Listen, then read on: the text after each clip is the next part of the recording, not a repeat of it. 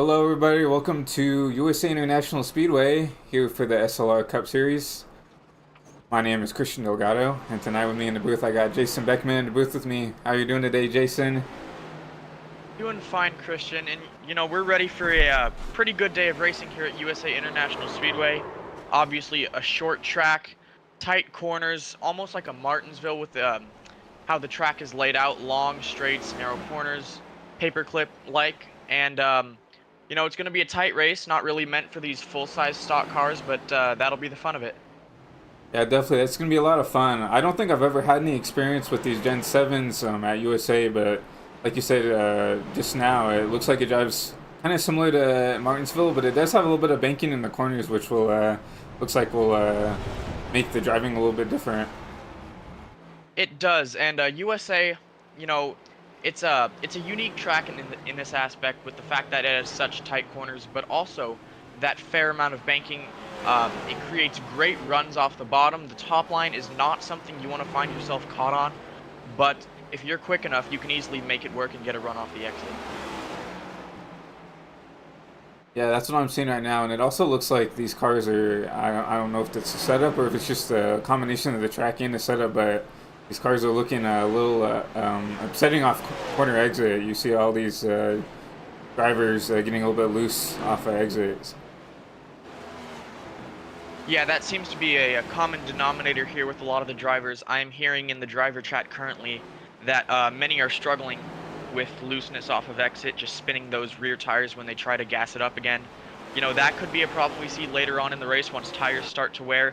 People get in a rhythm, but then, tires give, they can lose it, and with a track this narrow, it can cause a disaster.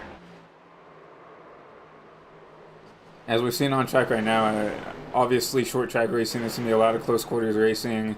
Just one little mistake by these drivers can cause a huge stack up and potentially a huge wreck. We're seeing a lot of these drivers get loose, and the drivers behind them just not have anywhere to go behind them. Yep, absolutely. Avoiding wrecks at such a short track like this is extremely difficult. Something that you might have to plan for in this race. It could play into your strategy, staying in the back or making your way up front before all these wrecks happen. Because in my opinion, the middle of the pack here is going to be the danger zone. You don't want to find yourself caught in that when a big incident happens inevitably in this race. It looks like with it being a short track with these wrecks, it looks like there's just not like a lot of places to go when there is a wreck that occurs. So I definitely agree that strategy is going to be a huge thing, whether you want to be up front and ahead of these potential wrecks or in the back to try to work your way through them as they occur in front of you. But as you see right now, the racing looks very competitive, at least in practice. I know we have Benjamin Walker and our fastest in practice with a 21.2, but we have Blaze McKinney just right behind him with 1,000th off his best. This does seem to be a very competitive field. Not only will strategy play a huge part in this race, but also raw speed and talent here. Benjamin Walker, he's a legend car driver in real life. Lots of experience at these shorter tracks. He's got it locked down this race. Barely a lead over Blaze McKinney here. But the top five here we see is Walker, McKinney, Thurston, Drummond, Rowe is extremely competitive. Barely outside of a 10th within each other. This will play out to be a beautiful race in my opinion. Lots of close racing. I'm excited to see how it plays out. Yeah, especially for a lot of the fans at home that probably aren't used to a lot of short track racing, even down to the hundredths is a big time gain here. Just because the track is shorter, there's not like a lot more of track to gain time at. So, like if you go to like something like a mile and a half, where you a lot of the time see drivers, faster by the tenths, being up by hundredths, is a lot more meaningful than at these short tracks than a lot of the other bigger mile and a half style tracks. Absolutely. Every single inch counts here at these short tracks. They can mean the difference between winning, losing, avoiding a wreck, or just straight up getting turned. as we see happens to Aaron Schugel there in turn 3, causing a big wreck with the 3 car. That's just an example of what we might see today later on in tonight's event.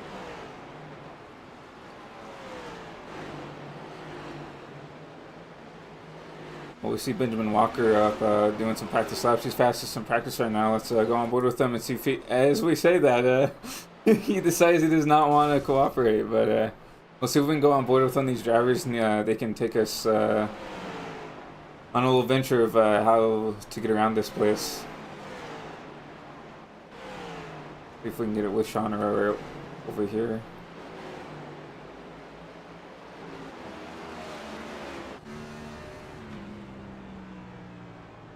As we watch Sean Rowe, we see him staying in 4th gear the whole way around, dipping it down, hugging that yellow line.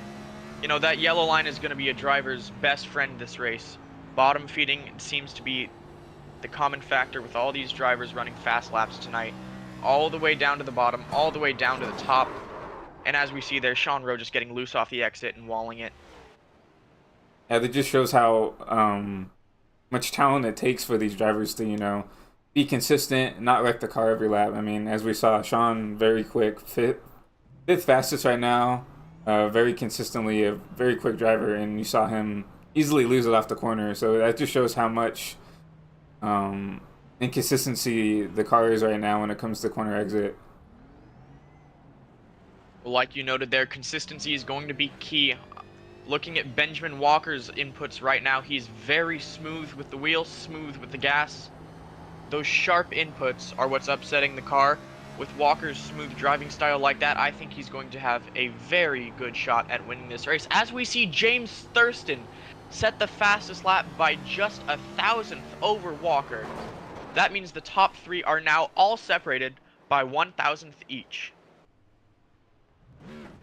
James Thurston, very quick here, was P2 in practice. Now overtakes Walker, like as you said, over 1,000th, and as we said earlier, I mean, this shows how stacked this field is and how aggressive these drivers have to be just to, you know, get that little tiny bit of more of effort out of the car than the next person in front of them. Exactly, and those smooth inputs, like I said, is what got James Thurston that top spot, along with knowing the track, knowing the limits of his car, and using up every inch of that paved surface to get himself a quick time.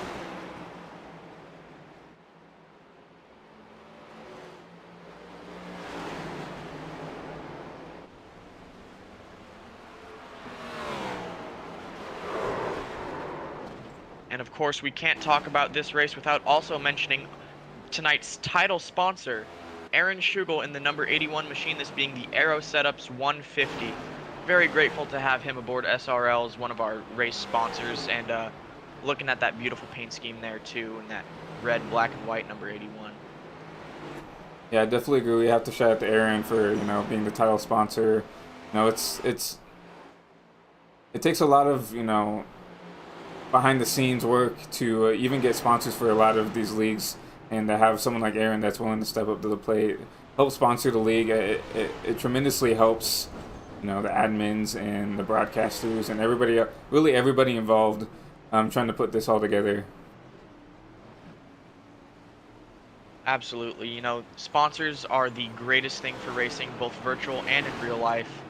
People helping out other people, you know, just for the passion of the sport. You gotta love what Aaron's doing, helping out this league, you know, trying to get him more attention, supporting the owner, Alexander Schumacher. It's all one big family here. Exactly, and especially with the sponsorship side of things, you can make so many connections through, even in IRO racing, sim racing, you can just make so many connections, so many, you know, good people through just sponsorships through league racing and everything else. So once again, just Aaron doing God's work, helping out this SRL, helping everybody involved with what he's doing here. Cars on track appear to be relatively in the same order that they were a few minutes ago. I believe the track's starting to change.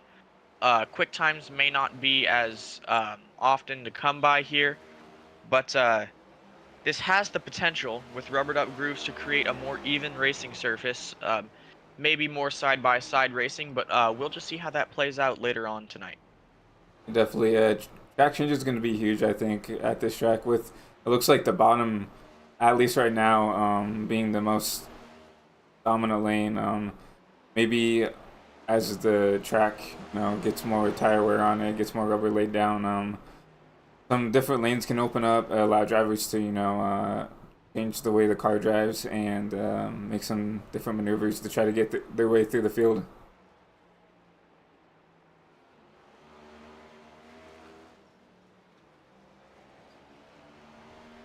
Something else to watch out for is that wall opening right there before the entry of turn 3.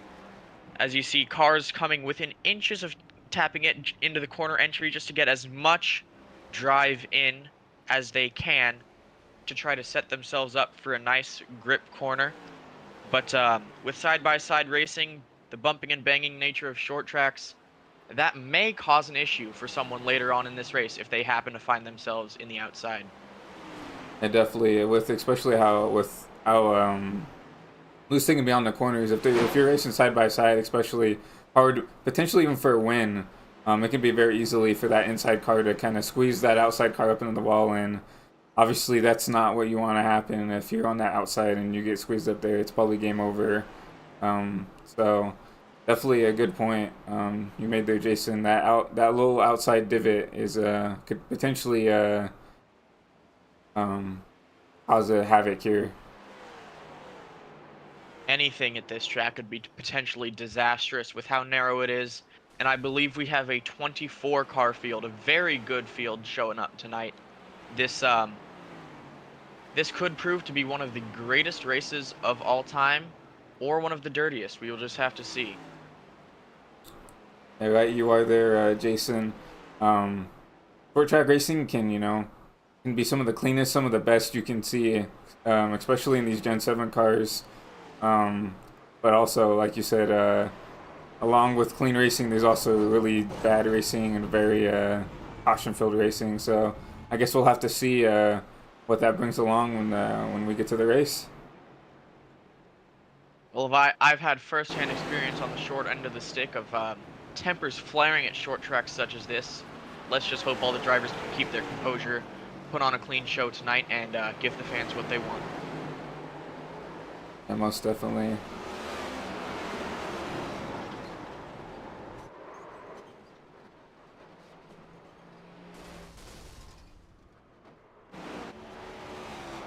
Coming 8 minutes left in practice. I think this will be the time. I would hope that the drivers, they're going to get their last final adjustments into the cars, see what drives best for them with brake bias wise, steering ratio wise, and just try to figure out how to handle this car, especially in traffic. Just seeing at practice right now, it seems like if you're by yourself, running by yourself, it seems a little bit easier to get a handle on the car and keep the car safe. But when you're racing side by side, that's why I've noticed a lot of the wrecks happening. Just hard to race around each other right now, trying to give everybody room and space to run their own race. Well, you make a good note there. Not only does that dirty air affect the handling of these cars through the corners, not so much in the straights, seeing as this is a short track, it's probably more detrimental to the cars to be behind someone else than it does help them. But also those minute setup changes you can make to the car.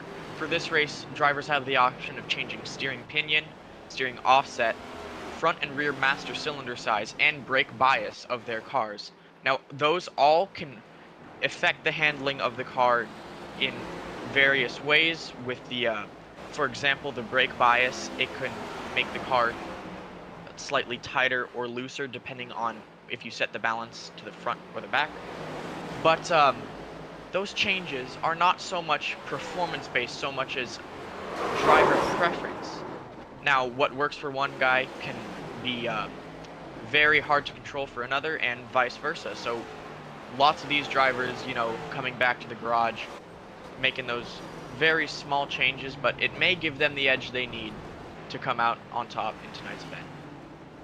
Yeah, you made a really good point with the brake bias. You know, some drivers like to brake the car with the fronts, and some drivers like to rear brake a lot. So I've noticed a lot, especially with the next gen, you can really bump that brake bias a lot to the rear and keep the cars under control.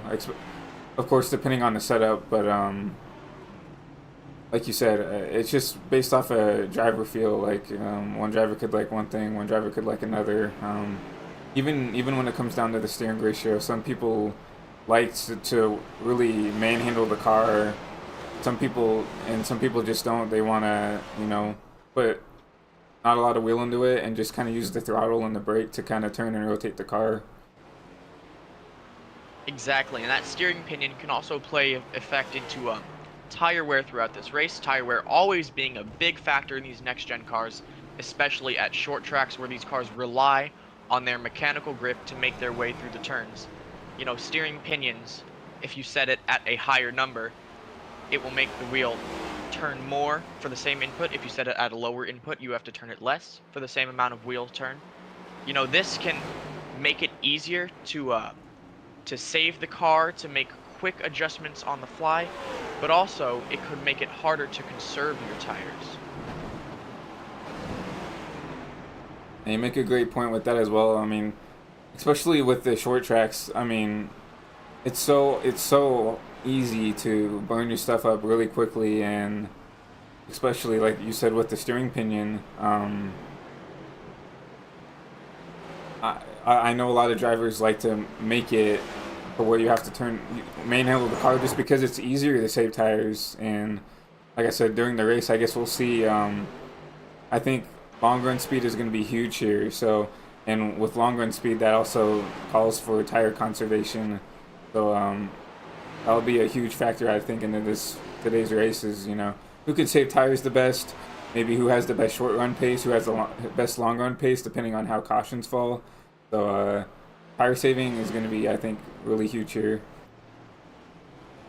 And I cannot stress that enough to those viewers at home, that tires are the key to winning short track races like this, and how you conserve them over the course of a race could be how you get to victory lane.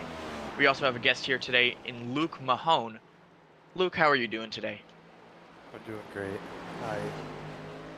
I don't know how I feel about this race. Any qualms about the track, the setup, the car? Yeah, it gets really, really loose on exit. Like, you really have to be careful with the throttle, and just make sure you don't spin those rear tires, because you will spin an RB if you're not careful enough. That's what I've been hearing in driver's chat as well. An extremely loose setup off corner exit. Like I said before, those smooth inputs going to be key to running fast laps, conserving tires, and possibly making your way to a front row finish.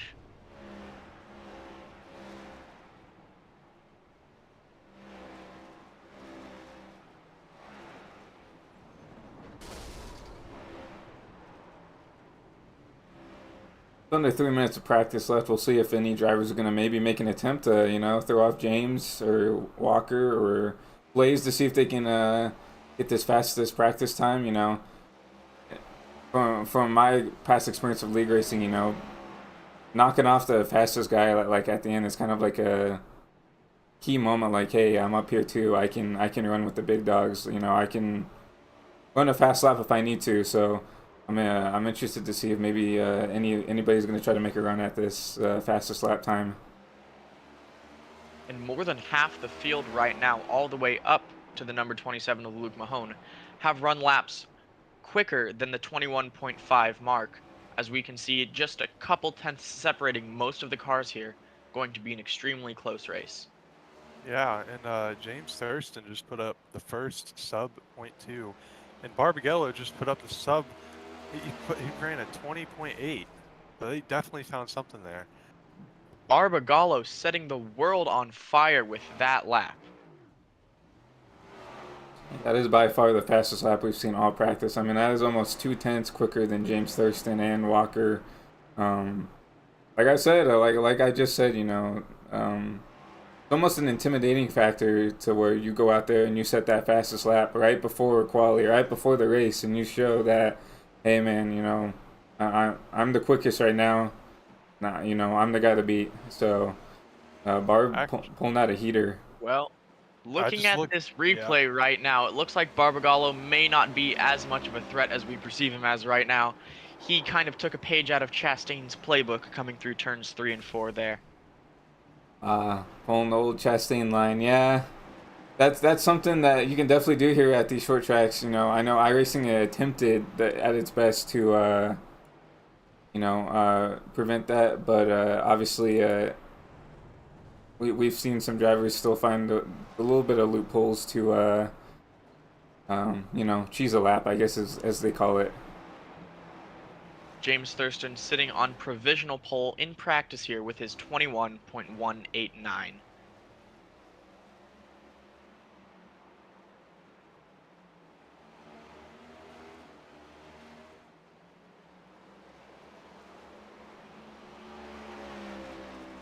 See Luke Mahomes go up to P5 in practice. I'm not sure if that's a legit lap or not, but It is not.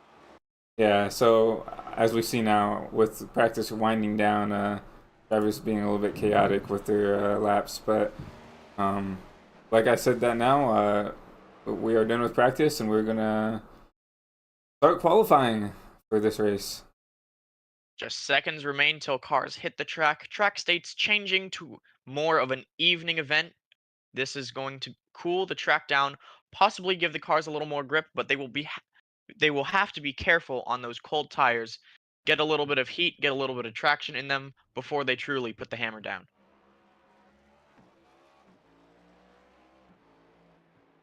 So as we wait for these drivers to put in their quality laps, who are y'all's pick to win here? This could be anybody's race with lots of close laps run together in practice. Go any direction with damage, tires, fuel playing out over the entire course of tonight's event. I say Benjamin A. Walker has a solid chance to place it in victory lane tonight. What about you, Christian? James Thurston, obviously fastest in practice, kind of an easy pick, but I would say I'm slightly biased. I'm a huge fan of the four car, so obviously James obviously fastest in practice, and yeah, I think he has a great chance at maybe knocking off a win. I agree with you there. He has a solid shot tonight in that beautiful, patriotic PSISM number 4 car. So now we see him take the pole as we speak. Benjamin Walker, P2 in qualifying, with Sean Rowe taking P2 actually as we speak.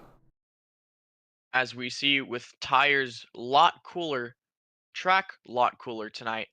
Guys not running as quick laps. James Thurston placing a 21.47 on pole as opposed to the 21.2s we were seeing in practice. Corey Lyles knock off Sean Rowe for P2 with a 21.538. So far, nobody in the same zip code as James Thurston, except for Trevor Samuel Huff, who sets a 21.46 to place it on provisional pole. Yeah, 1/100th over James, which as we saw in practice is huge. That 100th could extend itself to a hefty lead over the course of this race if it continues green.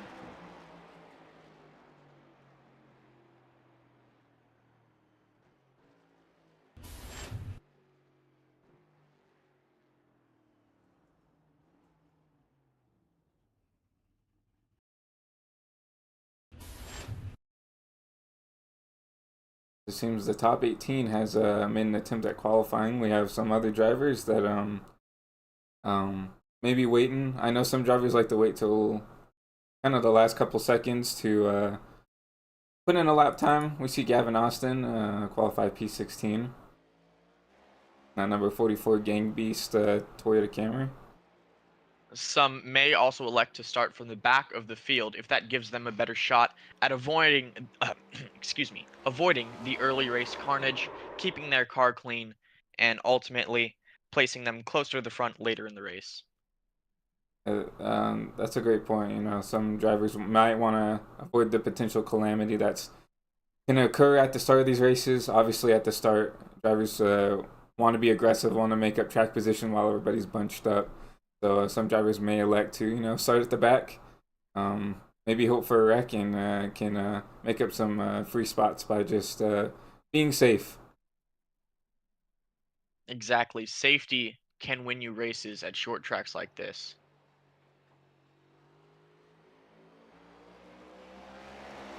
We watch Malachi Drake right here put down a lap.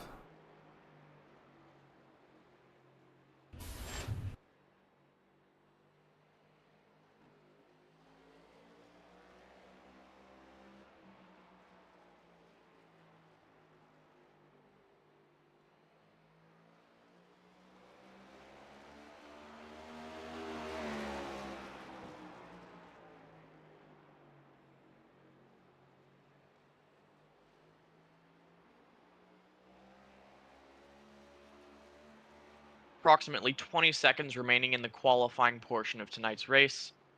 We have seen 19 drivers set times, with Trevor Samuel Huff and James Thurston taking front row so far.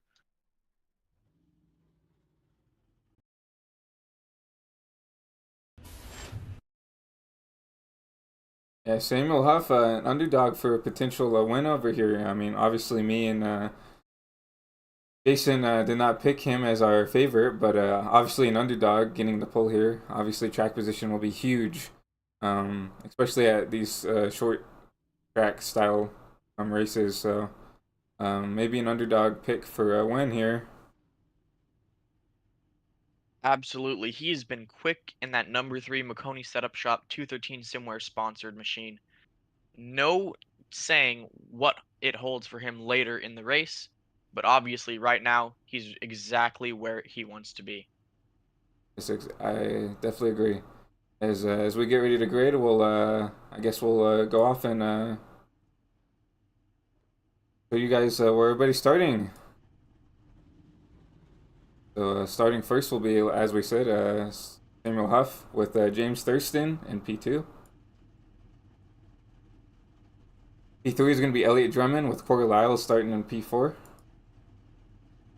Sean Rowe and Benjamin Walker make up row 3. Shane Dimatova, I'm probably butchering his name, and Evan Allen going to make up row 4. Ollie Reeves and Luke Mahone going to make up 9th and 10th. In case you want to go 11th through 20th. John A. Smith and Dominic Barbagallo rounding out 11th and 12th. Then we have Aaron Schugel in that beautiful 81 machine, along with Jason Alexander in 14th. Chris Downey and the 44 of Gavin Austin in 15th, 16th. Joseph Lewis, Zach Todriff in 17th and 18th. And rounding out the cars who have set times in qualifying is Michael Deitch in 19th. And then drivers that decided not to qualify: Dane Cruz, Blaine McKinney, Malachi Drake, and Alexander Schumacher. Round out the rest of the field.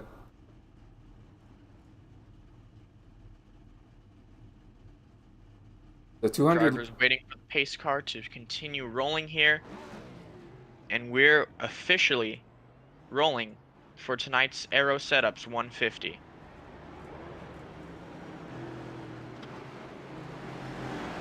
The 200 laps around this USA International Speedway.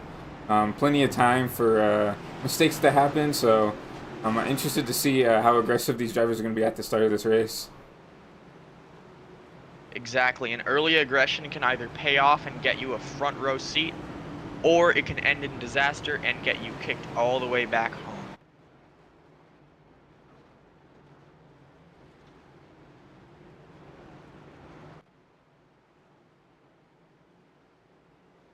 As we see the pace car rolling through the front stretch one last time, Trevor Samuel Huff heating his tires up along with James Thurston on the outside there.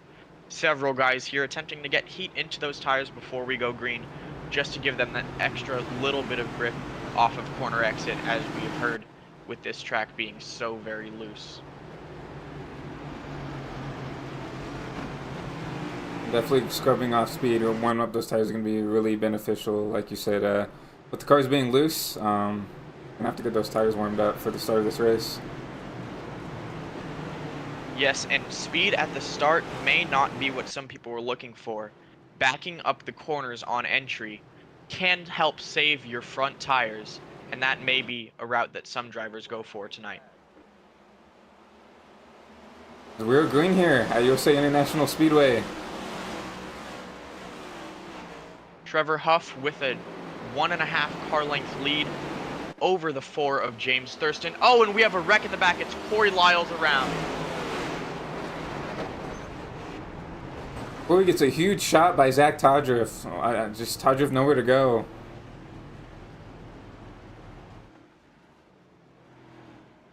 We'll take a look at what happened here. Watching that replay, it appears that Lyles just fell victim to that looseness off of corner exit, overcorrected down into Sean Rowe, and that was game over for him. Much of the field making it through cleanly, except for Zach Todriff, who took the brunt force of that hit, as well as the 62. Yeah, what a good job for most of these drivers to, get around them. Luckily, the 56 was kind of sitting up there on the wall, was smart enough to hold the brakes and not roll down the track and take out a lot of other drivers. Fortunate for Zach. Just looked like not anywhere to go. It looks like also Barbagallo getting into the outside wall, going into turn 3. Doesn't seem like there's a lot of damage for Barb, but definitely not something you want to do after avoiding the wreck. Superb awareness by much of the field, though, to get around that without much incident. Only a 3-car, possibly 4-car wreck in that early lap incident. But as we said earlier, those can be extremely common at short tracks such as this. And the drivers are either going to wisen up and lay off the aggression a little bit. Oh, and it appears Barbagallo is mad at John A. Smith, dooring him under caution. I don't know what this beef is about. Definitely go back and take a look at it. I don't think John A. Smith had anything to do with the wreck, but that's very interesting. No, it appears that the reason that Barbagallo hit the wall was that he turned down on John A. Smith entering the corner. I don't know if he perceived that as John driving up on him, but that's just the nature of short track racing.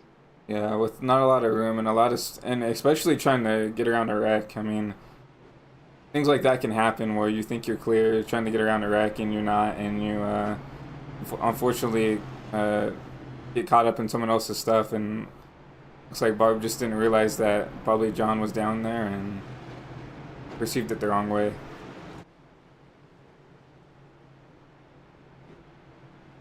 As we see T. Samuel Huff still taking pole position through this first caution. Front pack seems largely unchanged, yet that can easily go awry.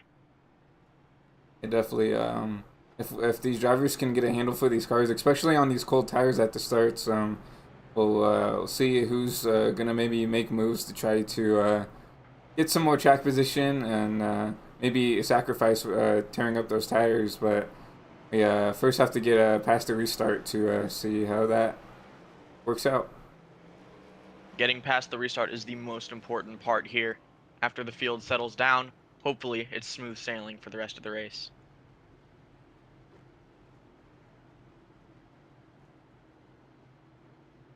We are 1 to green going into turn 3, so we'll be going green this next lap.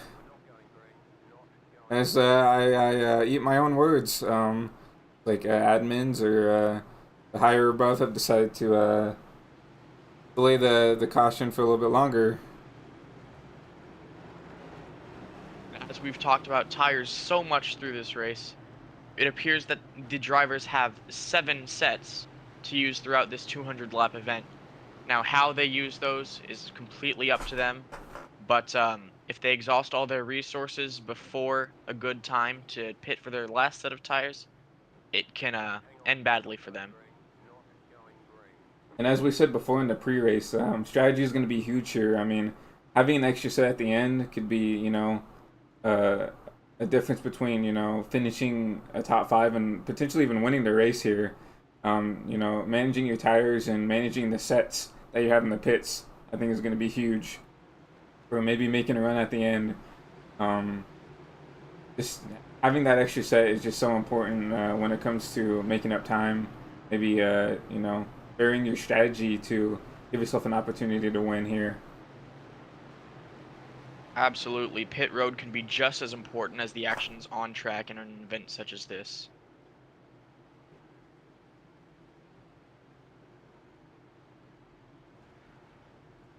I believe we are going green this time by pace car rolling into turn 3 as we speak.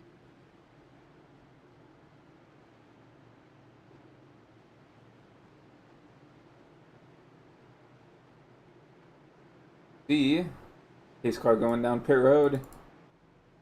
Barney will start us off again. Green flag, green flag.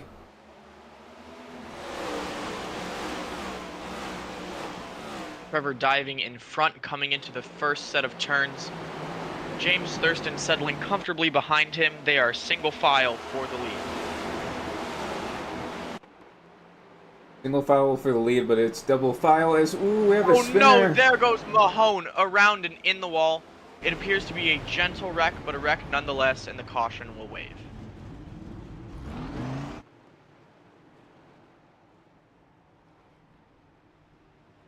As we see again, I mean, these restarts are so treacherous with the, for one, the looseness and how unstable these cars are, but two, just having to race really close around everybody at these starts. And let's take a look at a little mishap with Mahomes here. Exactly, and that early aggression can cost drivers so much as we see Evan Allen not completely holding the bottom lane, driving it in just a slight bit too deep, tapping the rear end of the number 27 of Luke Mahone and sending him into the outside wall. Yeah, that 50 actually hitting him in the up front kind of straightened him out, kind of almost a little bit helped him, because I feel like if that didn't happen, he might have spun it down the track. But see the 87 car right there getting a little bit involved, but it seems like just minor left front damage to that 87 car. And that front end damage should be mostly aerodynamic, which is not a big factor at short tracks. The number 27 of Luke Mahone appearing largely undamaged, lucky for him, except for some right rear dents there. Let's get him in here. Luke, do you have any opinions on that wreck and how that restart played out there? Yeah. I mean, it's Evan Allen. Yeah. I mean, I know it's cold tires beginning of the race, but like you can at least hold your line on entry. Like, I don't know if I squeezed him or if he came up, but it's just frustrating. It's lap 12 out of 200. We've had 2 cautions. This is true. This early aggression, extremely frustrating for drivers who get involved in the mix here. But it appears as if your car is wholly okay there, Luke, except for some aerodynamic damage, which you will most likely be able to get back through the course of this race. Wish you good luck. Thank you.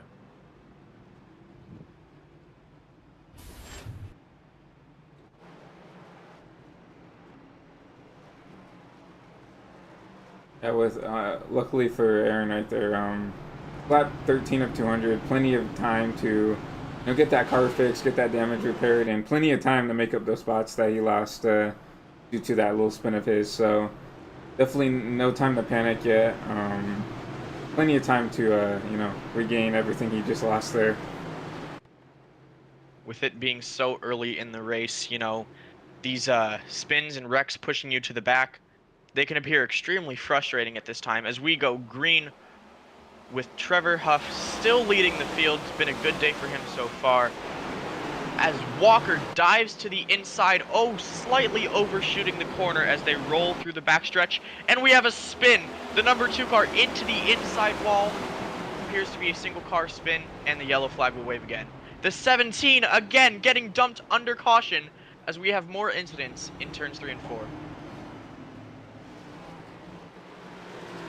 It just seems like these drivers are having such an issue on these restarts with the cold tires, and I mean, you'd figure after a couple of these wrecks they would learn to, you know, back it down a little bit, give each other space, and you know, try to be a little bit more aggressive after they get, you know, the tires warmed up. But it seems like that aggressiveness is still stayed the same, and hopefully they can, you know, start to learn that, you know, the more aggressive they're going to be on these cold tires, they're just going to keep wrecking on these restarts. Exactly, and that adrenaline rush in the driver's seat there, that can lead to some nasty early incidents. Patience is not exactly something that comes with racing. We'll take a look at what happened to the 2-car of Elliott right here. This looks like he just gets loose, running the top. It seems like the top has had an issue with stability. It seems like every wreck we've had, it's been someone off the top getting loose, coming down. Unfortunately, gets into the side of Sean Rowe, and gets hit in the back by someone, and just noses into the inside wall. Minor damage for Drummond there, but that wreck was extremely similar to Corey Lyles' early spin. As you said, that top line not proving very trustworthy to these drivers, something they may have to take into consideration.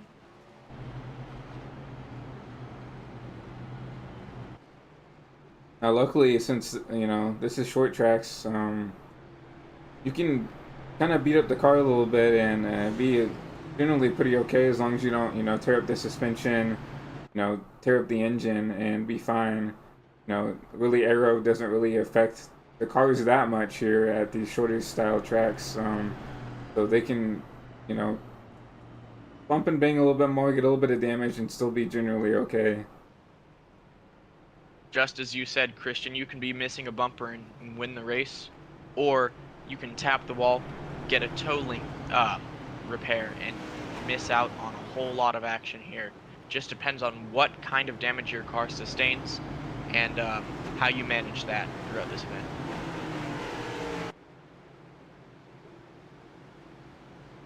It's on the pace car off, which indicates that we should be going green this time by. Pace car's in turn 3. We'll get ready to restart this race. It appears that admins have changed this to single file starts. This probably an attempt to make the restarts a little cleaner, avoid lots of the early carnage that we've seen before. Oh, I take that back. I apologize. I was behind on my iRacing. That is okay.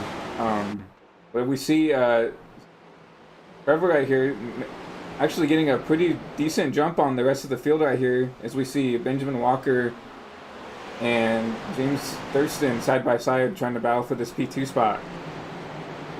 Extremely large lead for Trevor here, as we see Thurston scrape the wall on the exit of 2. Yellow flag waves one more time.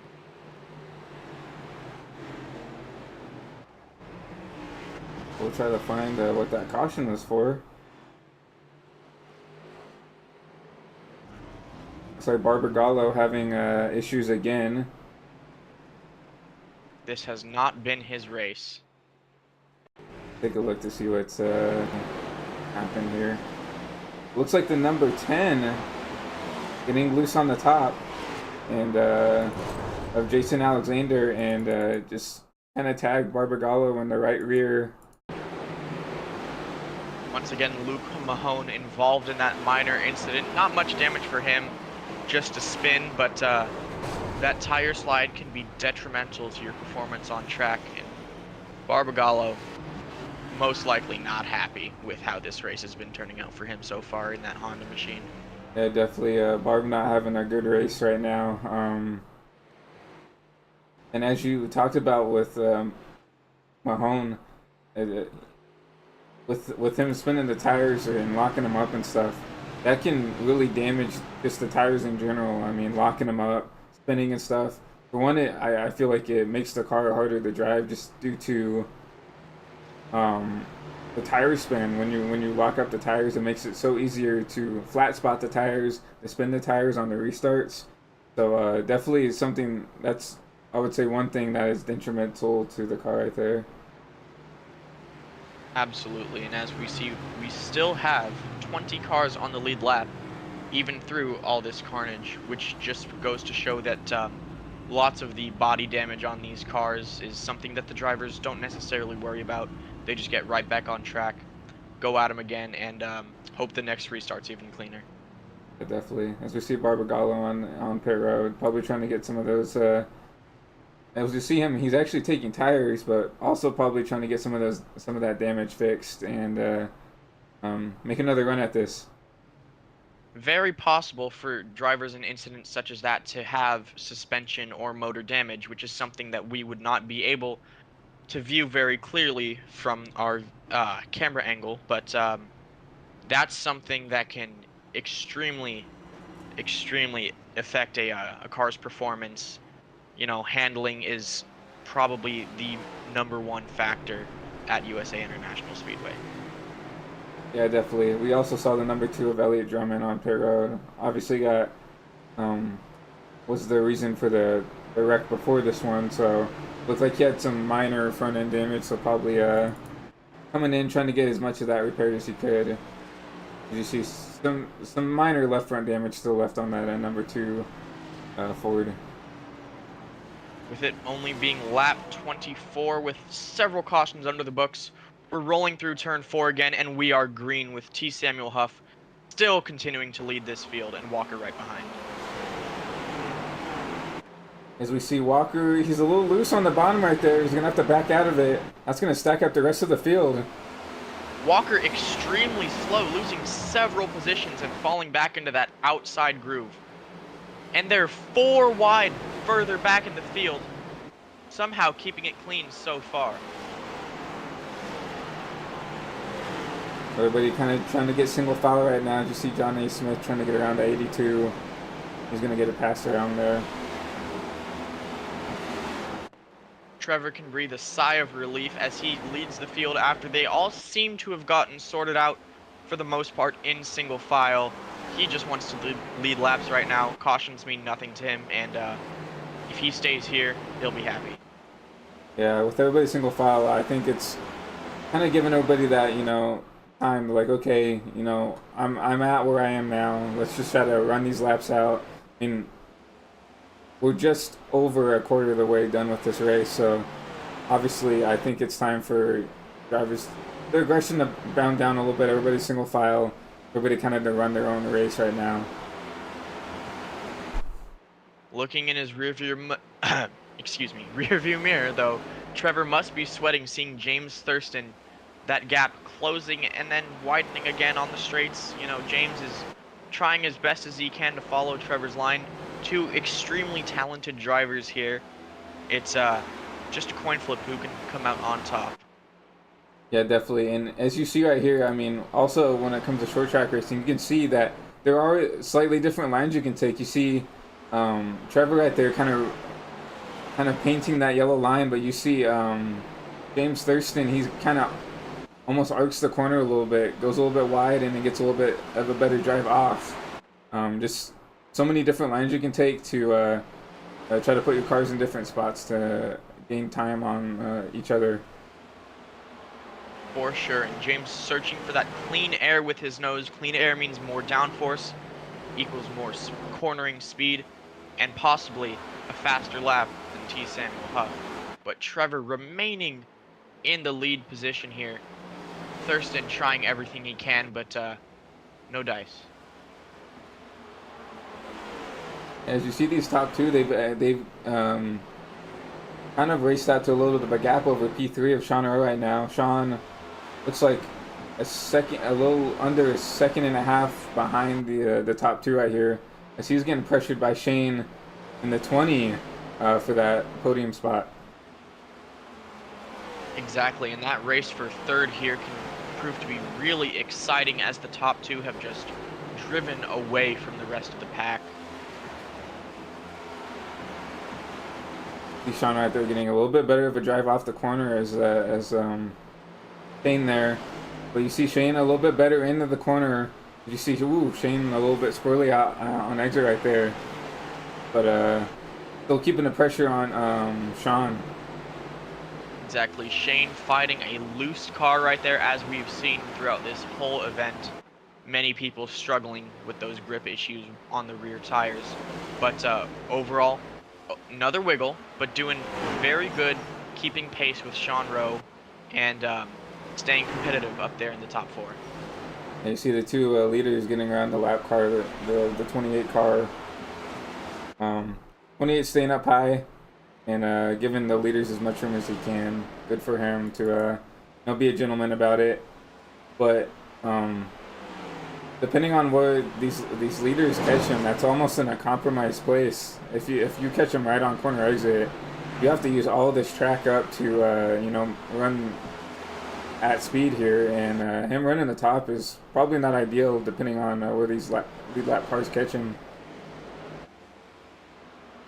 It's always nice to be cordial as a lap car, but as you said, you can catch them in an awkward position and ultimately slow the leaders down when you need to get out of their way. One of our big movers of the race, though, our title sponsor, Aaron Schugel, starting 13th, but moving all the way up to 6th. This is extremely promising for him as he chases down the 31 of Ollie Reeves. Yeah, what a great run by Aaron out here. It looks like he's got the car set up really well where he can kind of paint that yellow line. Like you can see him almost shadowing the 31, but you can go just a teeny bit, a little bit under him. He's actually going to put the bumper to the 31 right there, try to get under him and make this pass. A textbook bump and run by Aaron Schugel there. Not dirty, but just perfectly executed as he gets by the 31 of Ollie Reeves. I put that 81 up into the top 5 now as he's going to go chase after Shane for that 4th spot. Ollie now not liking what he sees as he's getting passed by the 93 of Benjamin A. Walker. Walker, started up front here, fell back after the last restart, but he's been maintaining his pace and he looks to make his way up front soon enough. Yeah, Walker we know is a very fast and consistent driver. Your pick to win this race, but like you said, had a little bit of an issue at the start. Got a little squirrely, had to back the car down and trying to make his way back up through the field and try to make a run to these top 2 drivers. There's still a lot of laps left. Anything can happen here.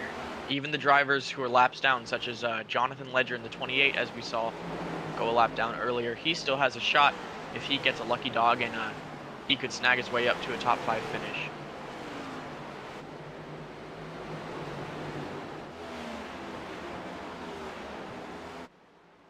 See Trevor Huff right here open up a little bit of a gap to James Thurston right here. A little over half a second gap to second place right here. Looks like he can still really paint that yellow line where James is kind of trying to arc the corners, trying to get a little bit of a better run off, but Trevor looking really quick right now. James may have used up too much tire early on in this race, while Trevor, he's cruising. He's being a little more conservative on his tire wear, with Sean Rowe also pulling away from those cars behind him and looking to challenge the leaders. And Sean looking very quick as we see Aaron Strugel getting up to P4, getting around P3 right there. So Aaron looking very, very quick in this first run of this race. And this battle for 4th, the tightest on track right now, with Schugel, Walker, Reeves, and Dementova all fighting for that spot. Extremely close together, just separated by a couple car lengths each. They all have nice speed, smooth lines, and they could all easily have a shot at finishing up front this race. Yeah, we have 4th through 7 right here just lined up back to back to back to back, and just waiting on one of them waiting on each other to make a mistake to try to capitalize on something. You see Aaron a little bit high going in that corner, but still gets a decent run off the corner compared to Walker right here. But once again, capitalizing. Excuse me, sorry. No, I say Go once ahead. again, Aaron looking very, very quick in this first stint of this race as we're under caution. This is strange.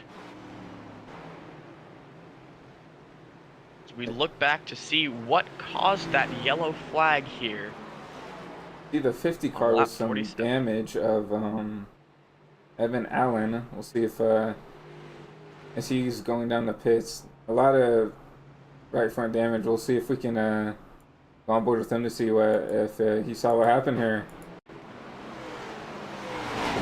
It appears that the previously mentioned beef between Luke Mahone and Evan Allen continues here, as entering turn 1, Mahone gives him a little bit of his right side door, just sends Allen's front tires without any grip spinning into the wall. That could be race ending potentially with a lot of right front suspension damage. Yeah, Allen taking that car straight to pits. Probably not handling the best. Yeah, I guess we'll see how long Allen has to sit in the pits to get this damage fixed. And obviously, like as you said before, that little bit of a rivalry between Mahomes and Allen starting to spark up a little bit. Every single car down pit road taking tires. Thurston appears to have an issue. He loses several spots on pit road. Driver's chat has reported he's put too much fuel into the car on accident. As we see Trevor still remaining on that top spot, with Sean Rowe now dead behind. And Sean, this is the highest up he's been. Obviously, Thurston having that issue on pit road.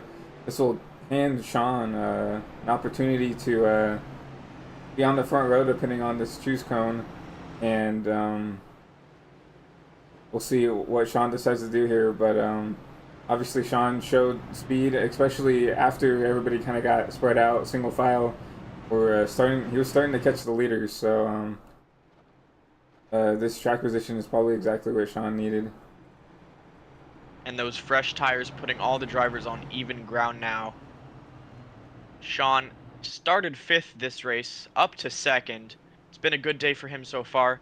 Only thing he can do now is stay up front and avoid trouble. Yeah, definitely. And then with new tires also comes cold tires. So this is almost a restart of like what the start of the race is going to be. Obviously, the track has a little bit of rubber laid down with it, with 50 laps complete here. But hopefully these drivers have figured out how to, get these cars rolling. And hopefully we don't have another repeat of the what happened at the start of this race. Absolutely. Hopefully, now that we're about a quarter of the way into this event, the drivers have found some sort of rhythm, a way to control their fresh tires. But as always, this restart has the potential to be disastrous and also race-ending.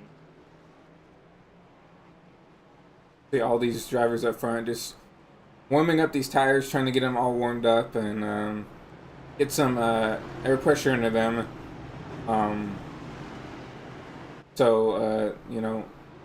Tire spin is less of a thing. Just keeping the car stable on this restart is the key to success right here. Sean opting not to start front row, but rather behind Trevor on the bottom. That'll create a Trevor Huff and Benjamin Walker front row coming to the restart here. His car comes off. Give Barney the flag, and he will start us off. Good start by all the drivers up front with some separation behind the top 7 or so back there. Walker losing a little bit of ground on Rowe, but gaining it back on the straight. Strong start for him, but the yellow flag waves once more with the wreck in the back. See the 68 of Alexander Schumacher and the 08 spun around back here. We'll take a look to see what happened.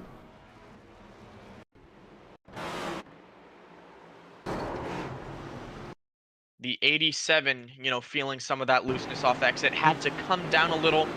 He was going to save it if there were no cars nearby. Unfortunately, Schumacher was on his inside. Didn't end well for either of them.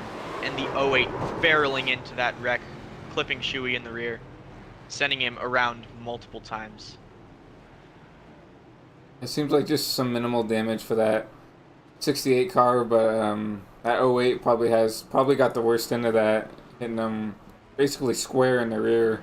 As you can see, quite a bit of left front damage on that 08 Camaro.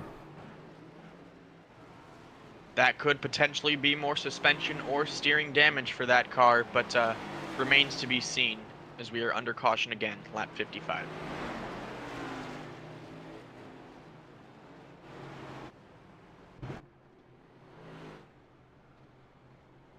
As Trevor Huff continues to lead, as he's led every lap of this race, been dominant at the start. Obviously, as we've seen, have great short run pace, being able to gap James Thurston and also Sean Rowe. So right now, the car to beat, but obviously still a long race for anything can happen, right? So still a long race for anything to be decided. And Zach Todriff, one of the cars involved in incidents here in the infield care center. Zach, what do you have to say about your thoughts of this race so far? Oh man, we brought a Fast 54 Yahoo PBR machine, man. And then first wreck of the race, we got ARCA braked, and we had 14 minutes of damage. And hopefully, when we're done with that, we get back out there, run a couple laps. But we had a fast run in practice, so we thought we'd be competitive with Sean Rowe. But as of right now, we're sitting on pit road eating some popcorn. Popcorn, always a nice pit road snack as you wait for those repairs to be finished. Hopefully, you can get out back there with some speed, and wish you good luck for the rest of the race, Zach. Thank you. Zach Todriff in the number 54 for the Camry. Unfortunately, some bad luck at the start of this race, but like you said, he's going to get out there again once he gets his damage fixed. And luckily, another PBR driver, Sean Rowe, up here in the podium right now. Hopefully, he can get it done for Zach. Aaron Schugel once again finding himself several spots up all the way in 4th position. He's getting the hang of this track. He'll be contending for a win soon enough as we get ready to go green, coming to the choose cone. Sean Rose still continuing to pick the bottom over the top. And Benjamin Walker deciding to choose the top again. I mean, it worked for him pretty well on that restart, so why not stick to what works? Walker and Reeves, the only 2 cars in the top 5 to choose the top lane. Ollie Reeves kind of being quietly working his way up into the top 5 as he's sitting P4, second on that outside. Let's see if he can capitalize with this track position. This has been Trevor's race to lose all night as we roll back towards turn 4, green again. Good jump on that start. He's clear all around. This will give him the optimal line entering the corner. As Walker dives to the outside, cannot get it to the side of the 3 car, and there's another wreck in the back. The 2 car into the inside wall. It looks like Sean Rose. And they're wrecking under yellow. Looks like Sean Rowe gets a little bit of a hit in the rear by the number 20 car of Shane again. This looks like Sean looked very, very upset on that restart. And once the caution came out, I think the 20 car just didn't anticipate Sean to check up that much for the caution and kind of punted Sean into the corner. Probably not intentional, but it did happen. So. And the 48 just with an inch of contact after Sean spun there. Does not appear to be too much damage.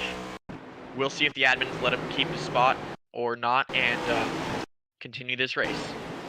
Sean going down pit road now.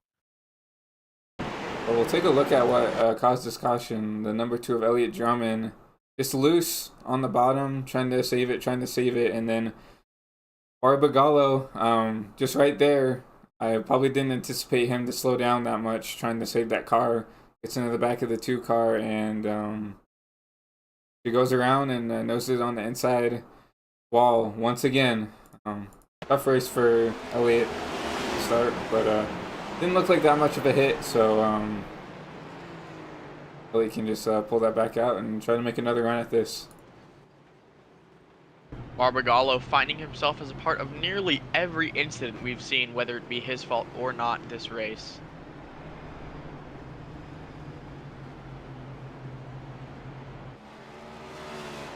We saw Sean Rowe right there elect to pit. Probably get some damage fixed, and I'm not sure if he took tires or not, but still elects to take that number 99 car down pit road and service that car. Sean, obviously one of the quicker cars out here tonight. Likely that he will drive his way back up front as we run the rest of this race down, but then again, it's possible for more incidents to come. We come to the choose cone. Walker top, Trevor bottom, Reeves bottom, Thurston top.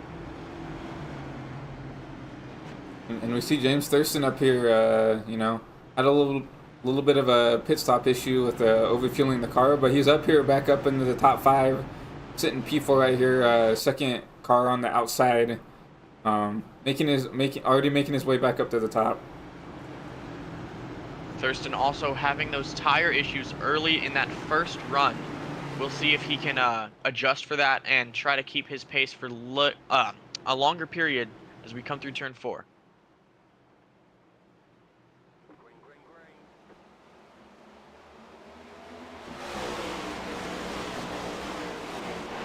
Into the first set of turns after this restart, Trevor leads, Walker second, single filed out for the lead, and oh no, Aaron Schugel into the inside wall.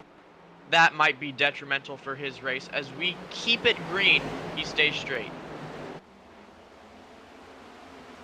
What a shame, you know, he was running so well up into the top 4 before these strings of cautions came out, but definitely had a lot of speed.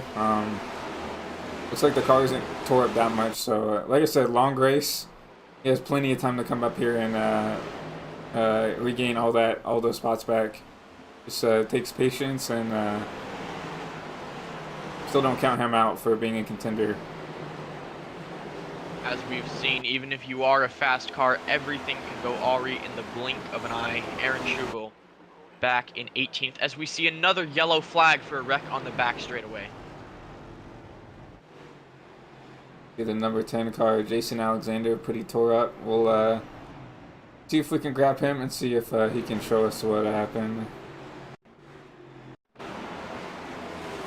Is John A. Smith, hard impact on the inside wall. What a lick by John A. Smith. It just looks like the 10 loose on the top, tries to save it, and John A. Smith down there, nowhere for him to go, and takes a huge lick to that inside wall.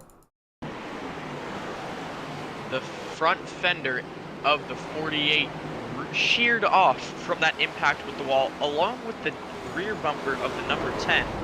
Very hard impact for both cars. And the 10 keeps it straight, but the 48 noses it into the wall, falls a lot further back. Yeah. John, you know, nicknamed Floppa, probably isn't very happy about that. I mean, it looks like he wasn't having the best race, and that definitely isn't going to help at all. Absolutely not. That's probably a good bit of damage, race-affecting damage, that is, for Floppa there. That is, all of the PBR cars, you know, have been caught up in something now. Todriff, obviously, in that first wreck at the start. Sean getting, you know, turned under caution, and then Floppa right There's there. beef on the turn 3. It appears that Floppa has come back around to enact revenge on the 10 car. Yeah, Floppa is one person that's not shy away from, you know, showing his displeasure with another driver. As we'll come back and look at this contact. Shades of Kyle Busch there, just getting into his quarter panel there on the turn. Not something that you prefer to see from these drivers, but definitely entertaining for all the viewers at home. Yeah, definitely. Did you see Flopper right there take his car down pit road after making that contact, and it's probably going to sit there for a little bit, getting that damage fixed. Unclear as to whether the admins will give Flop a penalty for that. That remains to be seen. But still, top two remains Trevor Samuel Huff, leading every single lap this event so far, and Benjamin Walker.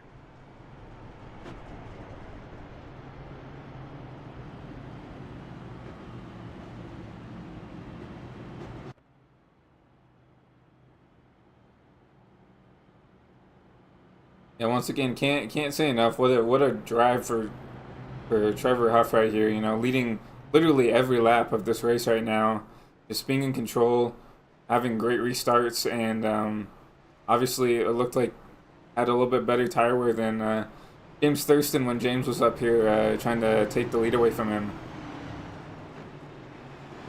Walker, for I believe the first restart this race, not electing to take the top side. We'll see how this strategy plays out for him. James Thurston will take that spot on the top to try to take the lead away from Trevor. And we haven't heard from a lot of them this race, but you see up there second on the outside, Gavin Austin works his way up to P4. You know, Gavin Austin, always a quiet contender in these races here. Runs quick, sometimes up front, always consistent as we go green again, with Trevor getting the jump as usual, coming into the first set of turns, with Thurston trailing behind.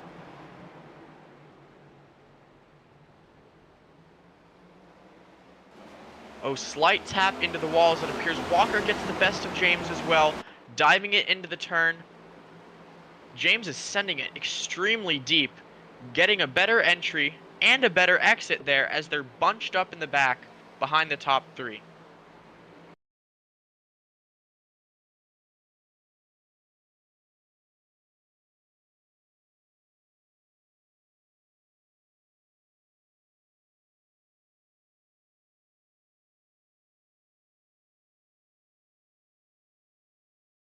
Wreck on the front straightaway, 2 cars into the grass, hard impact, parts flying as we bring out the yellow one more time.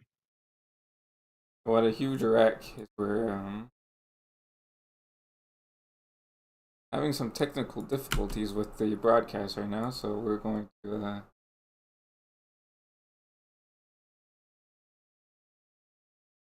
pull up some advertisements for you guys real quick.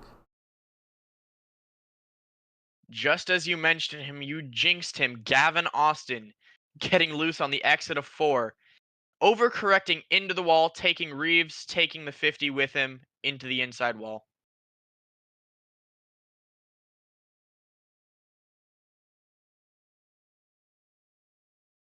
Yeah, Gavin up there, you know, having a good run, but as we've said before, it's so easy to make a mistake here and put yourself in a spot to be wrecked out or be wrecked by someone else. So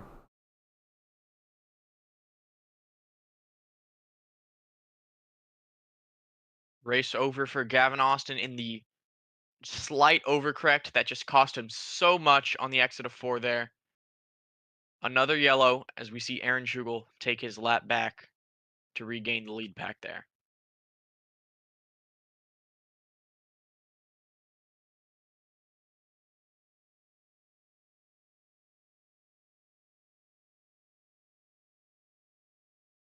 we apologize for the technical difficulties right now. We are attempting to get into the session and restart this thing. Sorry so much, fans at home, for the technical difficulties, but we will be attempting to get back into the race.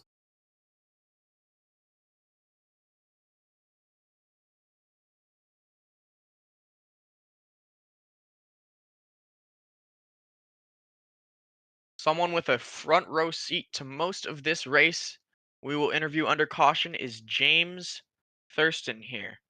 James obviously extremely quick, but it appears it will not allow a drag into the broadcaster channel.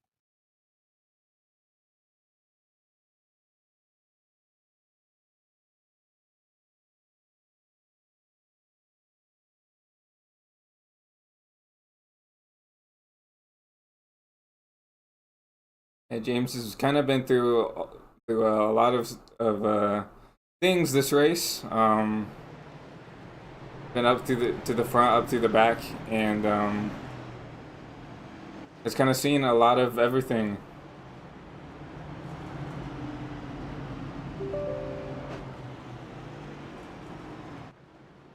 Cars lined up side by side again.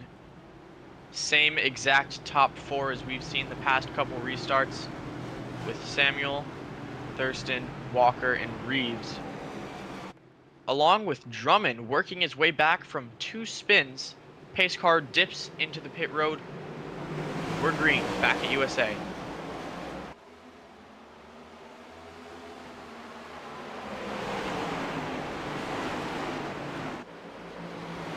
Cars working their way through 1 and 2 very cleanly. Thurston with a major jump over Walker, closing the gap on Huff as we complete the first lap after this restart. Reeves falling back big time, getting passed by the 2 and the 87, sitting on that high lane, not where he wants to be. Yeah, as we said earlier before, the inside right now is by far the most preferred lane, and when you get caught up there, I mean, and people continue to fill that hole, it's so hard to get back down and, you know, hemorrhage the losses. As we see, oh, the 27 spinning on the inside. It looks like he's going to save it. Caution waves again. Unfortunate for the 27 there. Not much of an incident for him, but obviously with these iRacing yellows, something like that, just for safety purposes, we'll bring out the caution and we'll stack them up again. Yeah. Blake's been having a little bit of a rough race, but that spin just looks like he just lost it a little bit and was able to catch it. No harm, no foul.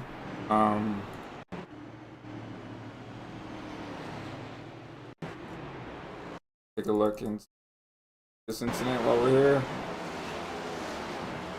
Just trying to run the bottom, and so easy just to, you know, getting the gas just a little bit too hard, just a little bit too fast, just feather it a little bit more than you need to, and get that car a little bit upset. But saves it, gets in the grass and saves it, and no harm, no foul. It's a little bit of a loss of track position. Just we'll have to clean off those tires since he's gotten to the grass a little bit. As we see a couple cars getting the wave around, making their way above all the lead lap cars. Only 13 remain on the lead lap at this point in time. Obviously more going to once the scoring resets, but as we see more cars being involved in incidents throughout the course of this race, the field shrinking, and it's position through attrition. If you can stay alive, you can make it to the finish, and you can bring home a good car. Yeah, I definitely agree. Right now, it's just about, you know, keeping your car clean. It's just, like you said, a race of attrition. You have to be careful of, like, how you race others sometimes, and just to keep the car clean, you know. There's some drivers that are known for being aggressive and that will put their car on the line to, you know, race hard, get up to the front. And then there's others that, you know, will, you know, if they know it's not time to go, they'll let you by. And then they'll race you clean to try to, you know, be there at the end. So sometimes it's just about, you know, being smart in the car and putting yourselves in situations to keep that car clean and not to inherit a lot of damage. Exactly, and some of these drivers have a style of driving with smart aggression, picking and choosing their battles, but still ultimately trying to stay up front.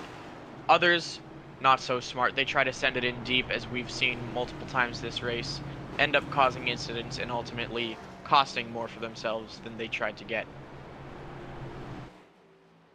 We see Sean Rowe get his lap back. It shows him 11 laps down. I'm not sure what happened to Sean, but I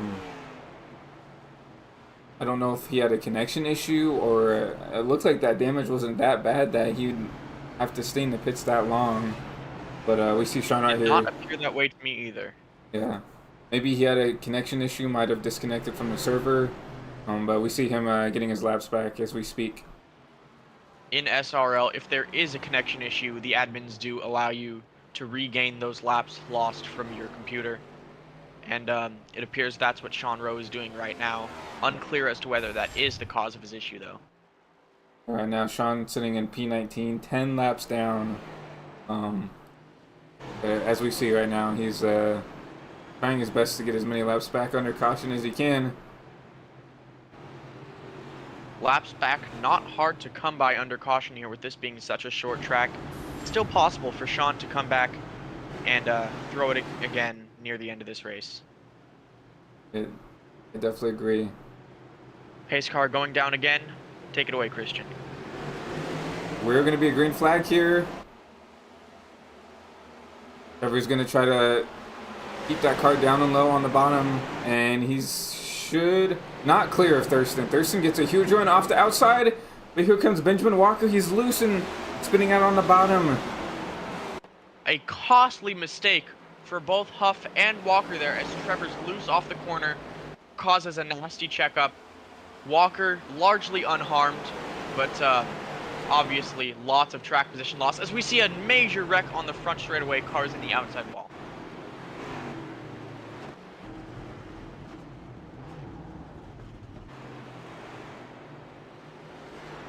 Another tough break for Benjamin Walker, just, you know, having to check up, it looks like, for Trevor, getting a little bit loose and getting that car upset. Looks like he's got just a little bit of left front damage, but nothing that should hurt that car too much. The cause of the wreck, an attempted 4-wide move by the 20. It appears the 50 car was spooked by the 20 moving up on his inside with the cars being 4 abreast there. Turns up into Floppa. Ultimately, cars push themselves both into the outside wall. Yeah, 4 wide, I mean, you can be aggressive, but 4 wide is not going to work here. There's just not enough space. I mean, you could probably fit 4 cars side by side, but that's not going to work into the corner without someone having to give up. And as we saw there, calamity happened. Especially with such an unannounced move by the 20 there, the 50 just did not know what to expect. Obviously surprised, and did not work out for the 50 and the 48.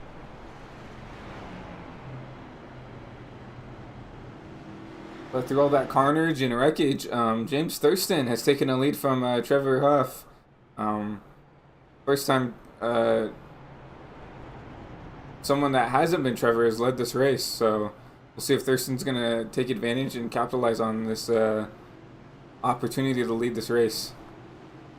Well, now Trevor has the option to either take the high lane, assuming that Thurston chooses the inside lane, and have a lesser corner, but potentially make it in front of the 4 car, or take the inside lane and risk the dirty air, but also try to make a move on the inside of James Thurston.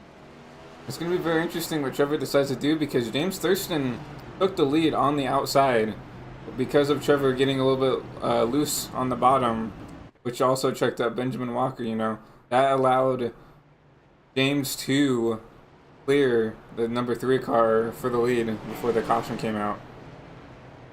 This is exactly what James wanted. He's been sitting in that dirty air for the entire race so far, and this is going to be a nice break for him, but Trevor Huff, not used to that. He's going to have to find his way back to the front somehow.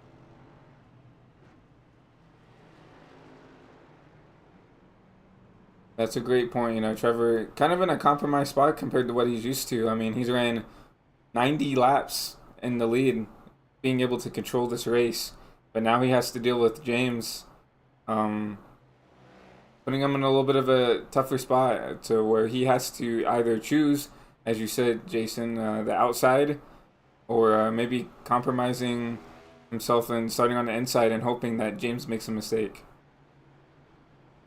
Mistakes can be the key to passing, as I said earlier. Position through attrition. Just got to stay alive. Our buddy Zach Todriff back out on track, 19 laps down, but still trying to pedal that number 54 Yahoo machine to a race finish. Maybe you got to give him credit for, you know, the trying and A for effort. You know, obviously terrible circumstances with him, you know, getting caught up in that first wreck, nowhere for him to go. But you got to give him credit that, you know, he's sticking it out and trying to make something out of nothing. Absolutely. He's got a racer spirit as Trevor elects to take the outside lane, coming to the restart here. For once, James Thurston will be the guy to kick it off as we're green again. Nice jump by James. Almost clear of the 3 car. He has the preferred line. The 3 trying to pinch it down, but getting caught up by the 87 of Blaze McKinney, who hasn't appeared to be a factor much throughout this race, but worked his way all the way to the front, now contending for a win here at USA. You see that 3 car is still trying their best to hang on to the quarter panel of that 87 car. But it looks like the Blaze is going to clear Trevor. And, you know, this is a very new experience for Trevor right here.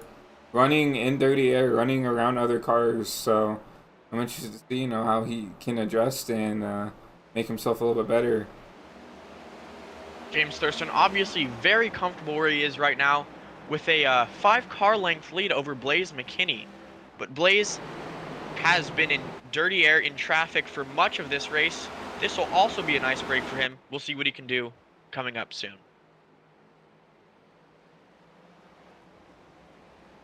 See, the number 31, Ollie Reeves, just been sneakily just sitting in the top 5 all race. Kind of putting himself in a position to maybe contend for a podium here. But a big shout out, Dominic Barbagallo, sitting in P5, has had a terrible race up until now. This has found his way up into the top 5. Well, the only thing that matters at the end of the day is what number's next to your name after the race ends. So those early race wrecks, obviously not what he wants, but he's fighting back and in a position much better than he was before. You see the 87 almost wrecked the 3 car right there. I don't know if the 3 got loose out of the corner, but he put the bumper to him on a corner exit. And what a save by Trevor Samuel. We'll go back and look at that real quick. It appears a slight overcorrect by both of the cars there, just more or less a racing incident. 87 does a great job of staying off of Trevor's bumper after the initial contact. Trevor does a great job of keeping the car straight. No harm, no foul as they continue racing.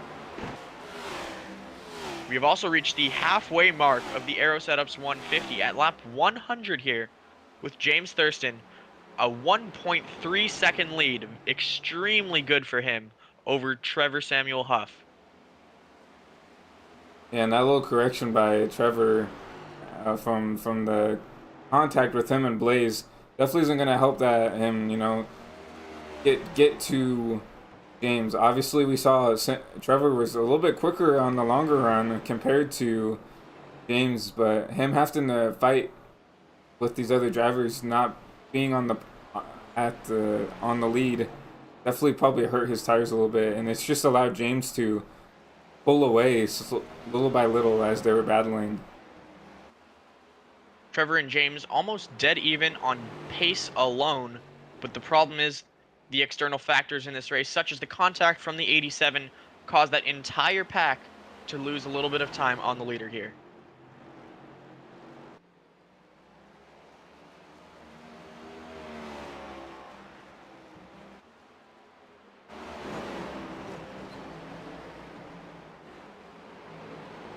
We have a gaggle of cars right now battling for the 7th position right here.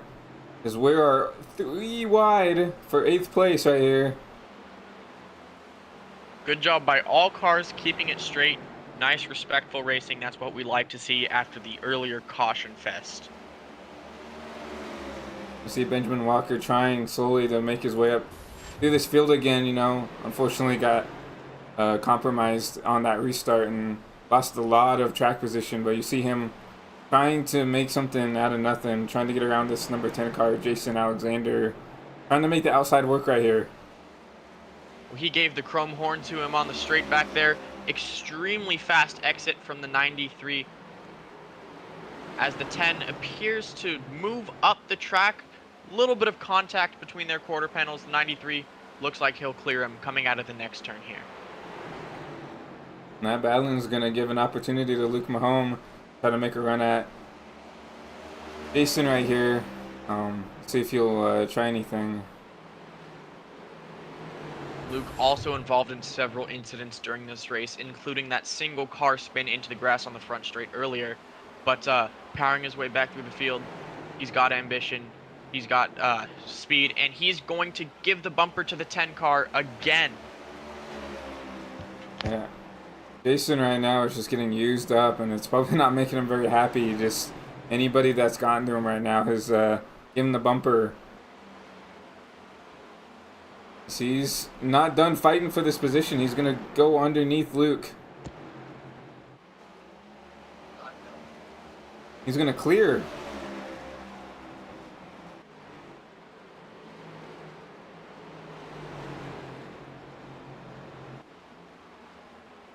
We already see Benjamin Walker right here lighting up Barbagallo for this P6 spot. I mean, we know Walker is very quick, and he's going to try to make his little work out of Barbagallo as we can. We know Barb has a little bit of damage, which probably is compromising the way this car is driving. But Barb definitely not going to give up on this fight. She's going to get a little bit of a run on off the exit and be side by side. We think Walker should definitely clear him going into turn 3 right here. Walker took the preferred line and took advantage of it, passing the 17 in a textbook fashion there. See the 2 of Elliott Drummond up to P3 and now passing Blaze McKinney. Once again, one of these cars that had quite a bit of issues at the start of this race, but up here battling for a podium position is actually pulling away from Blaze. So what a recovery by Elliott. The gap between Thurston and Huff almost remaining dead even through these laps. About a 1.3 to 1.4 second lead that he has.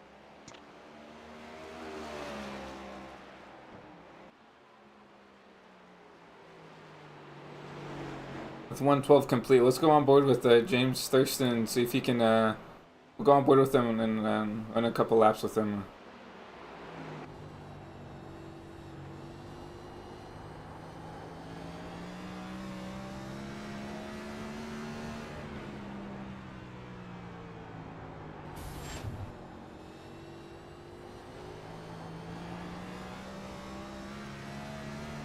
Hear the tires squeal off the exit there as he takes the RPMs all the way up to the red line before hitting his braking point.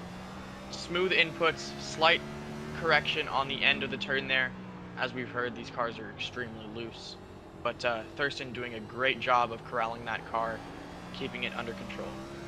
And you hear him just babying the throttle on the exit. You have to be so careful with, you know, the inputs in this car. As we saw, like, one little misinput and you can put yourself in a really hairy situation. You see him just being so smooth in and out of the gas, just making sure with his inputs, not overdriving the car, not getting the gas too early. And this is exactly why he's out here leading this race. He's just being so smooth, being so consistent is mostly why. And out here leading this race with a little over halfway done. But as we see him, he's actually starting to catch some lap traffic. We'll see how he handles this in a sec. Slight slide off of the exit of the corner. Lap cars giving way. There's no one in the same zip code as James Thurston right now, pulling away from Trevor Huff. And Elliott Drummond, who is a full 3 seconds behind the leader.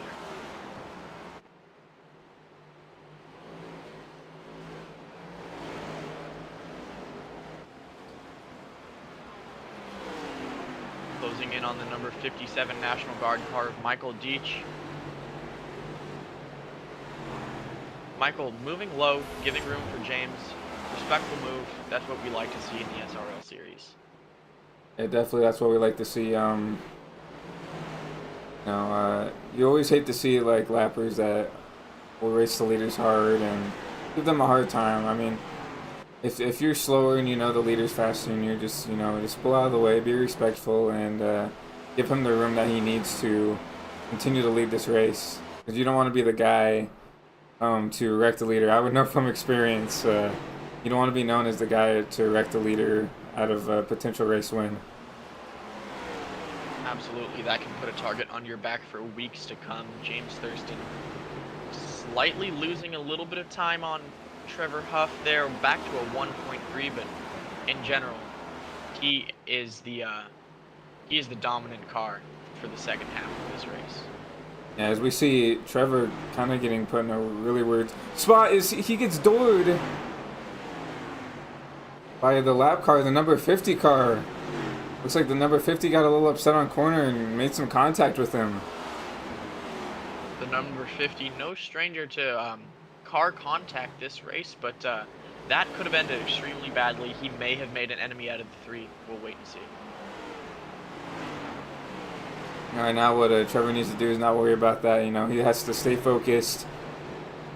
He's gonna get around the 28 in the compromise spot too on that corner exit. Probably have to lift to, you know, keep it off of him, but he's got to, you know, keep focused, stay consistent. Don't get too overly upset about the way that 50 drove you. Still a long race. That cost Trevor some precious time, a few tenths from where he was before. James Thurston just growing ever more confident as the laps tick down. Almost to lap 125 of this event.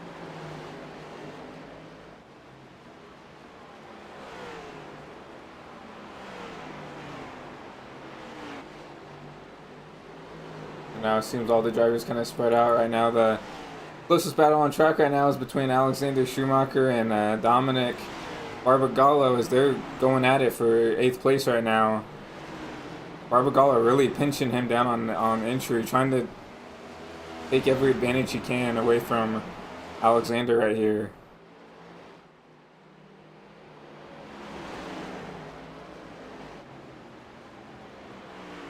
And this is one of the closest battles on track right now, back and forth, as we see Alexander just get the nose under Barbagallo. Barbagallo still getting the exit. They're about dead even coming through the back straightaway. See, ooh, almost contact, but really respectful and clean racing by these two. You know, obviously both extremely talented drivers being able to... Oh, a door by Barbagallo, and he falls back. May get Sean Rowe on his inside. No, they single file out again. As I was saying, they're both extremely talented drivers, though, as they're able to pilot those machines within inches of wrecking, yet still side-by-side clean racing. We're going to see Sean Rowe trying to make an attempt to probably try to get around Barbagallo. I mean, Sean obviously was a top 3 driver until we presumed those connection issues prevented him from staying up there in the top 5. We know he's fast. We know he's going to try to get around these drivers as quick as he can. Sean only 5 laps down now as compared to over 11 earlier. Obviously making up some good ground, a couple more cautions, and this could be his race.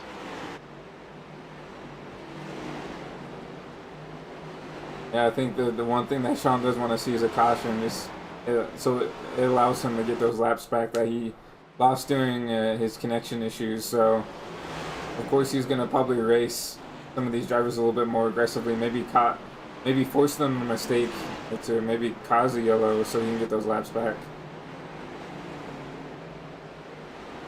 As we've seen earlier, mistakes, they can cause big accidents, and big accidents can take competitive cars out of contention. So anything can still happen in this race, even though James Thurston has a whopping 2.3 second lead over Trevor Huff as the laps continue to tick down. Trevor started to fade a little bit, and I don't know if it's due to the battling that he had to do to maintain this P2, or if maybe James found something that he likes when it comes to, you know, saving tires right now. You see, I remember James kind of running, not wrapping the bottom when he was trying to battle for that lead with Trevor, but it seems now that he's found a way to kind of wrap the bottom a lot better. And I think that, you know, has helped him save tires as he's coming up on the lap car of this number 81. Aaron Schugel in 11th position, finding him a lap down just off pace alone. James Thurston is killing it on track right now.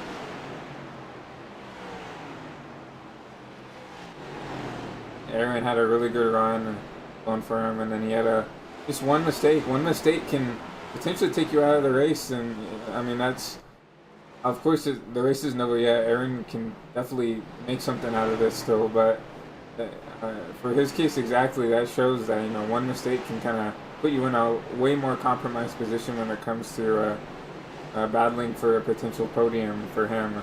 So, but definitely the race is a no for him. Just needs to keep his head up. Right now, I think he's the lucky dog as we speak now. So, needs to keep his head up, and he can still manage this, I believe.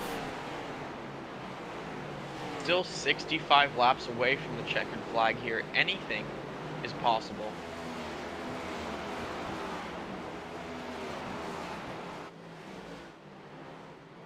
It seems that all the lead lap cars have kind of separated themselves out. Everybody kind of trying to run their own race, kind of content, kind of running where they are, I believe, or falling back for some drivers.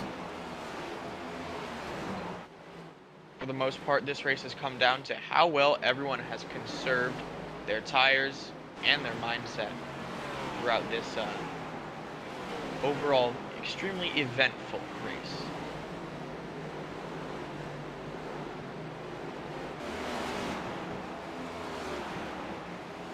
Well, since everything's a little bit calmed down, I think we might go through the field and take a look at all these drivers. So obviously we have James Thurston, as we're looking at right here, setting away, obviously very quick, fastest car on track right now. Just trying to maneuver through these lap cars.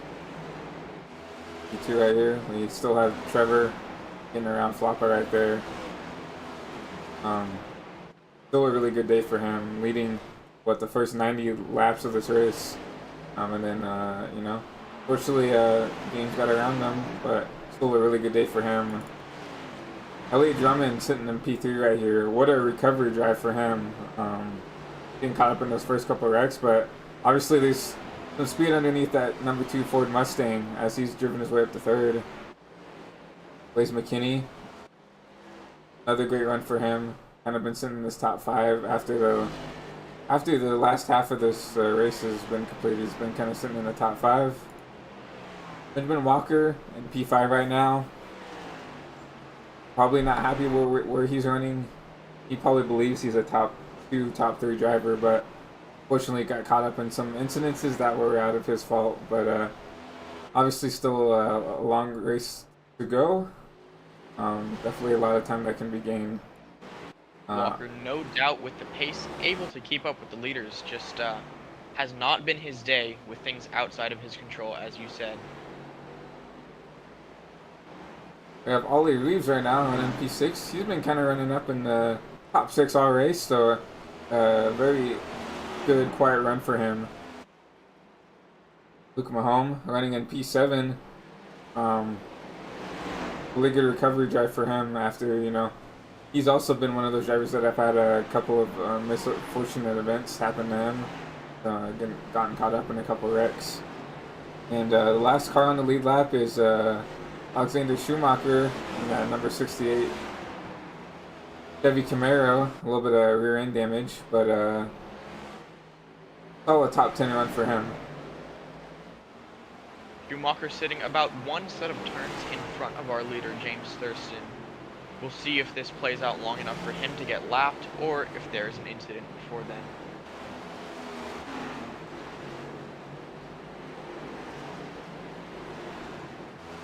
We'll go back and watch our leader, James Thurston, as he just got around Barbagallo again. I'm not sure how long you can go on fuel, so I don't know. Obviously, we had that caution around lap 110-ish, I believe. I don't know if these drivers can make it on fuel or not, so that's also another thing to think about. Is maybe green flag pit stops could ensue here in a little bit.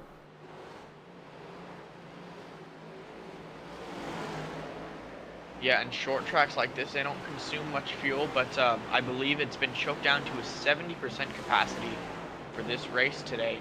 That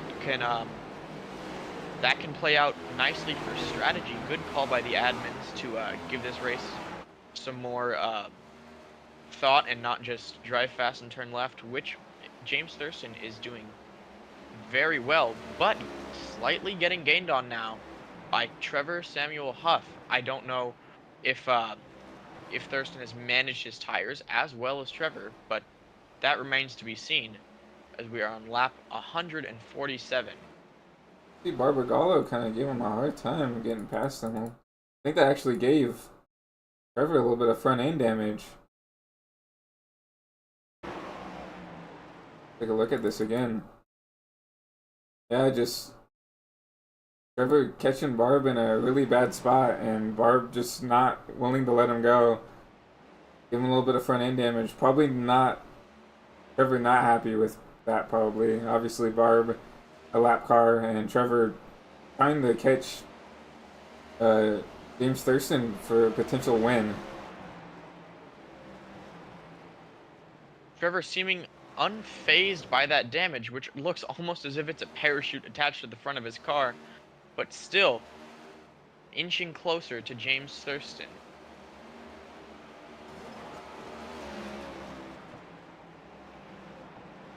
You have to think either Trevor saved his stuff a little bit better, or maybe James is, trying to save tires a little bit, and just letting Trevor inch a little bit closer, and then he might take off again. But I guess we will find out once. If Trevor continues to close in, then we'll figure out. Then we'll know that Trevor had a little bit better tire wear, and Thurston is starting to fade. Or if Thurston starts to pull away again, we'll know that he was just trying to cool off his tires a little bit.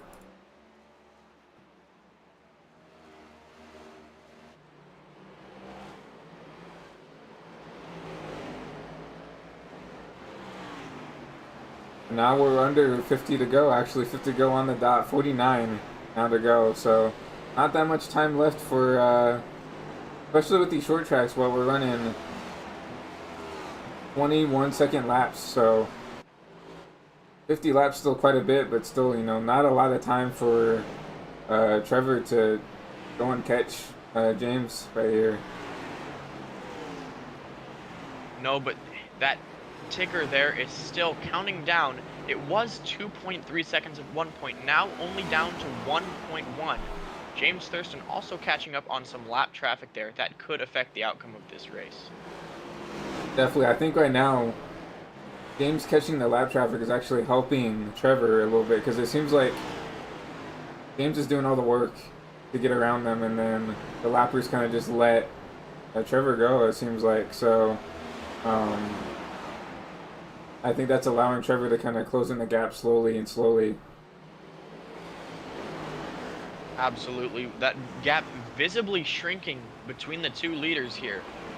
All the way down to 0.8 of a second. Trevor definitely finding late run pace here at USA. Down to the point now that he's within camera shot of the leader. So definitely found some pace. Maybe James used his stuff up trying to get around his lap cars. Obviously, and that's part of leading this race, managing the lap traffic, trying not to burn your stuff up trying to get around them. But it looks like this lap traffic has really hindered James's ability to save tires. No doubt about it. Now, getting around that 20 was slightly costly to Trevor. Lost him about a 10th, but there is still one more car in front of Thurston that could slow him down and give Trevor a chance to capitalize late in this race, turning out to be an awesome green flag run. As we see a yellow flag, I speak too soon.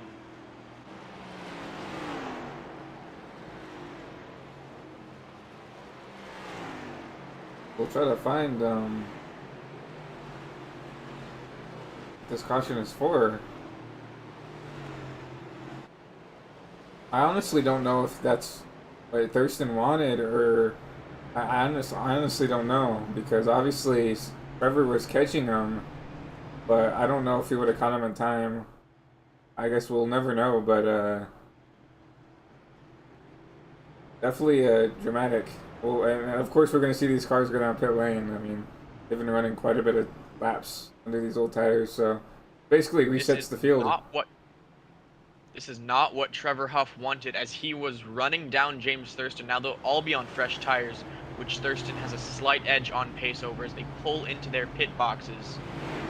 Beautiful stops by the 3 and the 4. The 2 having to back up just a couple feet to make it into his box.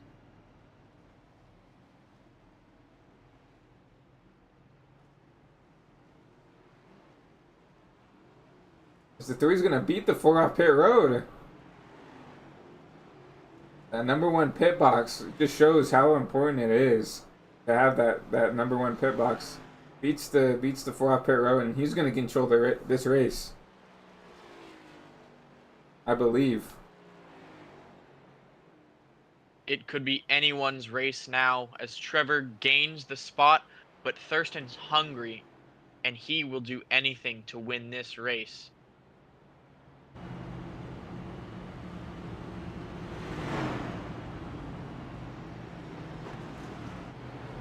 Much of the lap cars getting their laps back.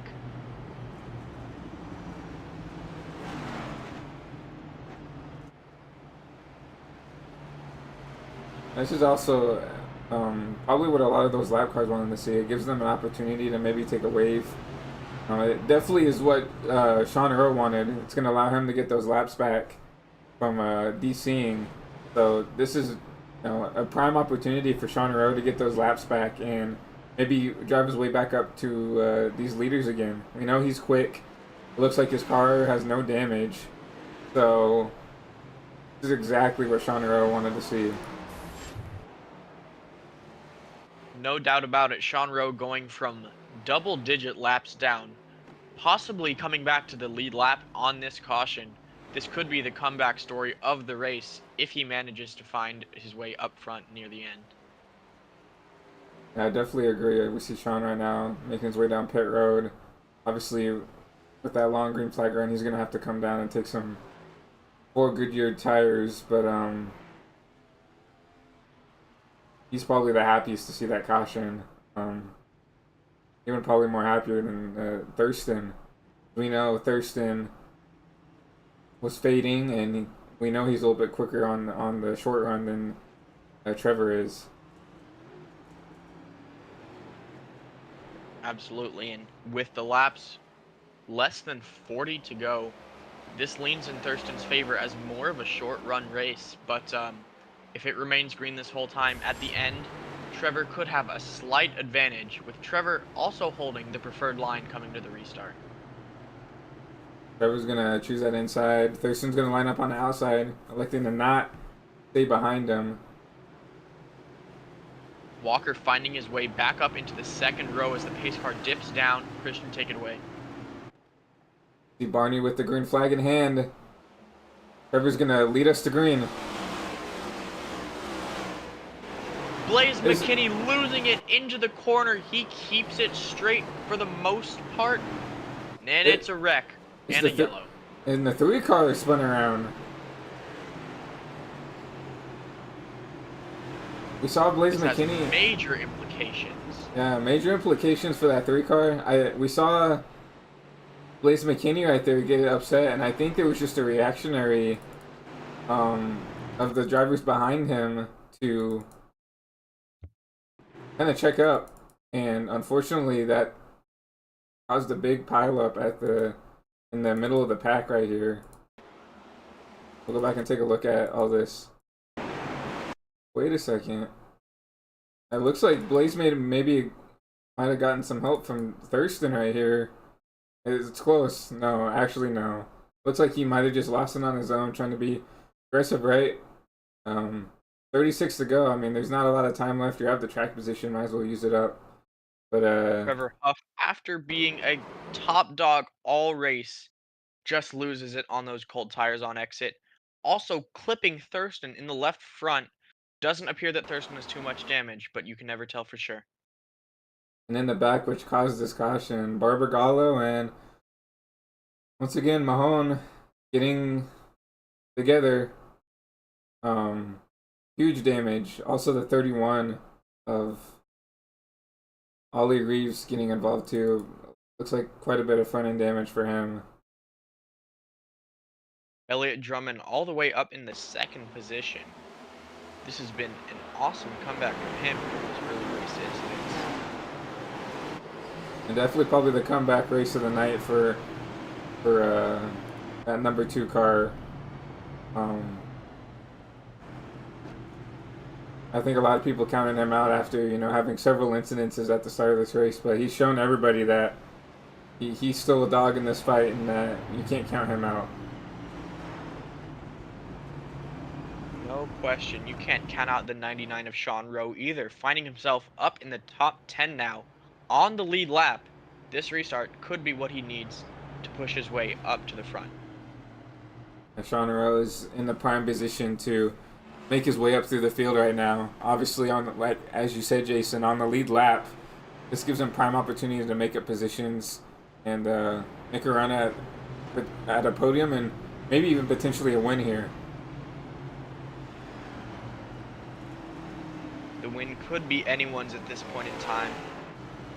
Just down to race factors that largely could affect multiple cars at the same time. If one guy loses traction, sends it 2 miles an hour in too deep, could cause a wreck that takes out 5, 6 of the most competitive cars. Anything can happen at a short track such as this.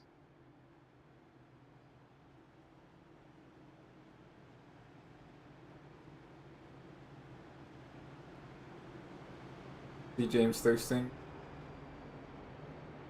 using the inside for this restart, as we're going to see Benjamin Walker take the outside. We see Elliott electing to give up the second place spot, and he's going to actually drop in behind Thurston right here on this restart.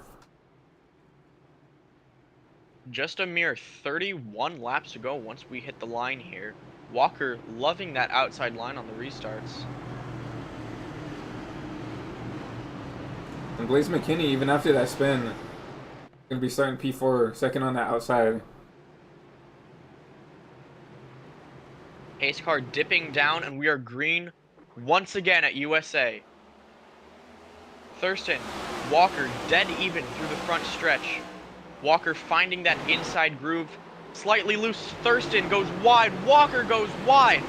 Extremely detrimental to Walker, moving several positions backwards. And the 2 and the 87, dead even behind him. They're wrecking in the back. Floppa is around. And the 2, oh, a huge wreck.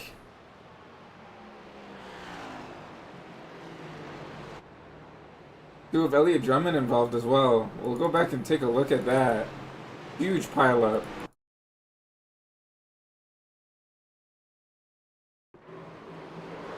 You see the 2 here. They're already wrecking in the back, but you see the 2 trying to get underneath the 87 of Blaze McKinney right here and just cannot hold traction. Tries to correct it and then it snaps on an autocorrection on the wall, and then here comes the rest of the field. Nowhere for them to go. The 17 sideways in the middle of the pack right now. Not sure what happened to him, but almost 10 cars involved in one way or another in that wreck there. Yeah, tough break for a lot of these drivers. Like I said, when a car is stopped up there, especially on exit, especially at a track like this, there's really not a lot that you can go. With the track being so narrow, I mean, this is short track racing. So when you have a car like the number 2 up there sitting up on the wall like that after, you know, losing it, just calamity ensues. 27 dipping down into pit road. That'll leave the top being Thurston, McKinney, Schumacher, and Barbagallo, with Huff right behind. Huff recovering from his earlier wreck. Yeah, so if Huff can, you know, maneuver through this traffic, maybe be a little bit cheeky with this with the choose cone, maybe make some spots up there, even if it might be in that compromised top lane as we've seen. You might be able to make something out of this.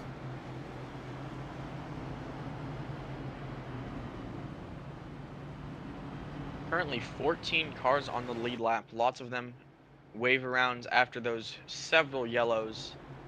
First car 1 lap down, actually 2 laps down in his case, would be Aaron Schugel in 15th. And currently the last place car, 170 laps down after that early race spin, is Corey Lyles in 23rd. And definitely not the race Corey wanted. Obviously, that damage was very, very bad and seems like unfixable. So, um, tough break for Corey, but I mean, it happens, especially at these short track races. Sometimes there's just nowhere to go, and you have to just accept defeat sometimes. See the 81 right now, parked on the bottom of the track right here. I don't know, probably trying to let people by, it looks like. That's what it looks like. But Aaron, really quick, just unfortunate. Been caught up in things out of his control, sitting 2 laps down right now. We knew we had a fast car at the start of this race, but unfortunate for him. Aaron's car largely clean except for the front bumper, but a couple more cautions, he could be back up in contention. We saw the drivers take the choose cone.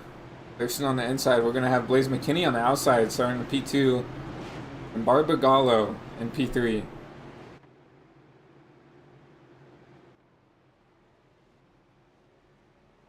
Pace car dipping down one more time. Green flag is waved as Thurston leads the field back to green with Blaze side by side coming into the first set of turns. Blaze going high, Schumacher extremely high as another yellow rings out.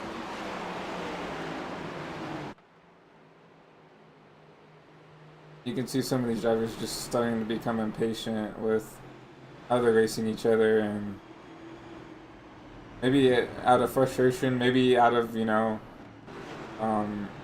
panic. You know, we're under 30 to go now, and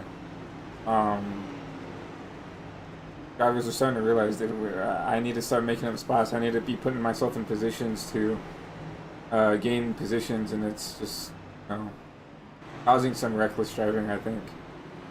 The 50 car of Evan Allen locking up his front brakes coming into the turn. Luke Mahone already below the yellow line trying to give room. Evan bounces off the inside of Luke into the outside of Aaron Schugel. Aaron backs it into the wall as we have another yellow.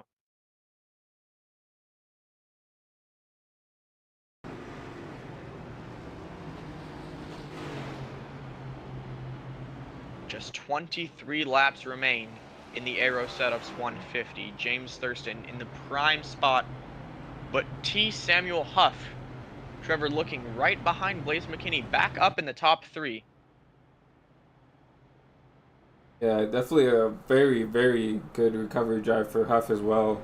Obviously, he got caught up in his little spin out from getting loose, but it's driven his way up through the field, up sitting in P3, and right here, ready to take advantage of whatever comes his way.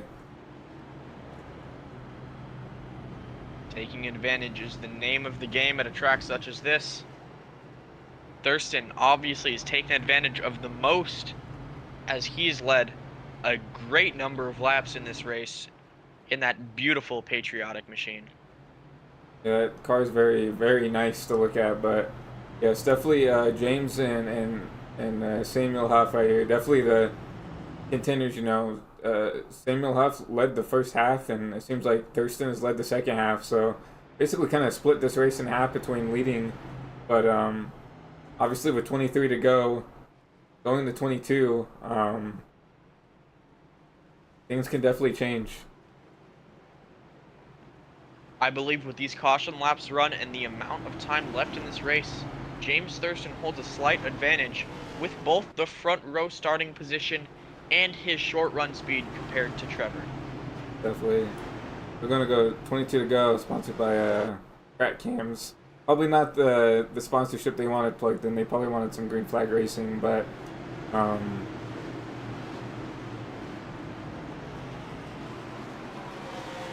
we're going to go green again right here.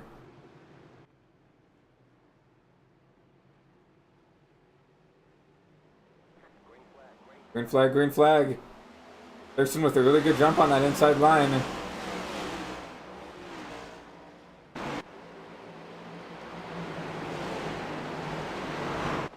Barbagallo's loose on the top.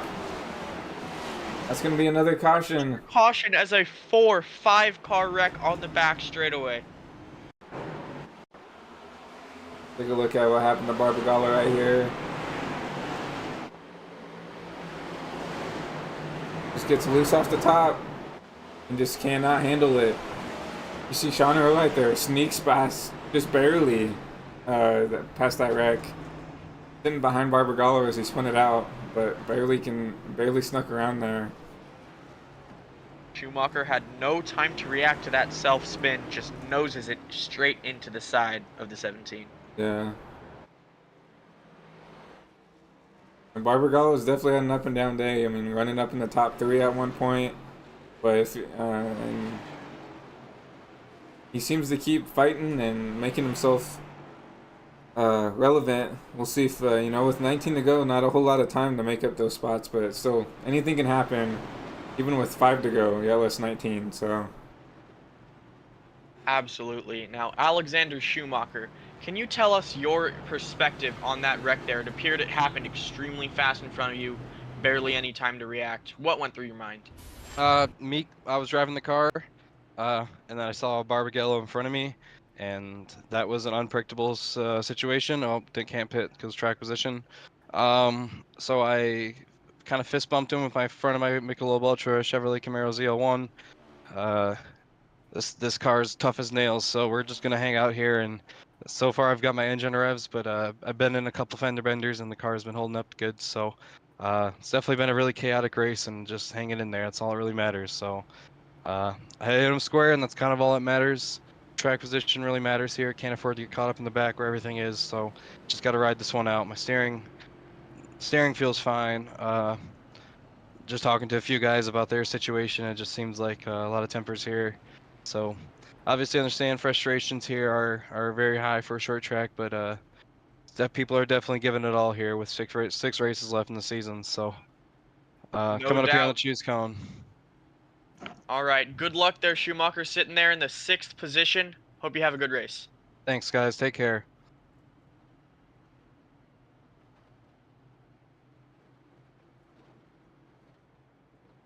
Schumacher on kind of a recovery drive once again. You know, caught up in a lot of stuff, but sitting in there in P6. You know, not a bad place to be with 17 to go.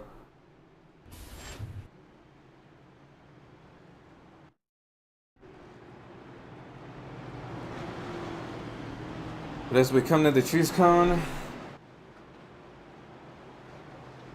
James on the inside.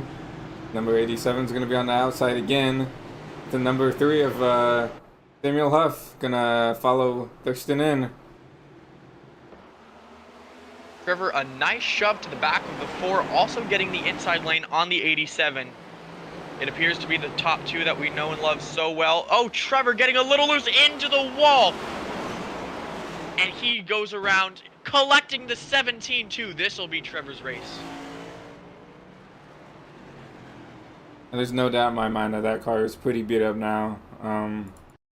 That happened earlier in the race with the 87 and the 3, where basically the same thing. He got loose, he tried, you know, and the 87 was there, but this time the 87 gave him no mercy and just bumped him to the wall. Barbagallo,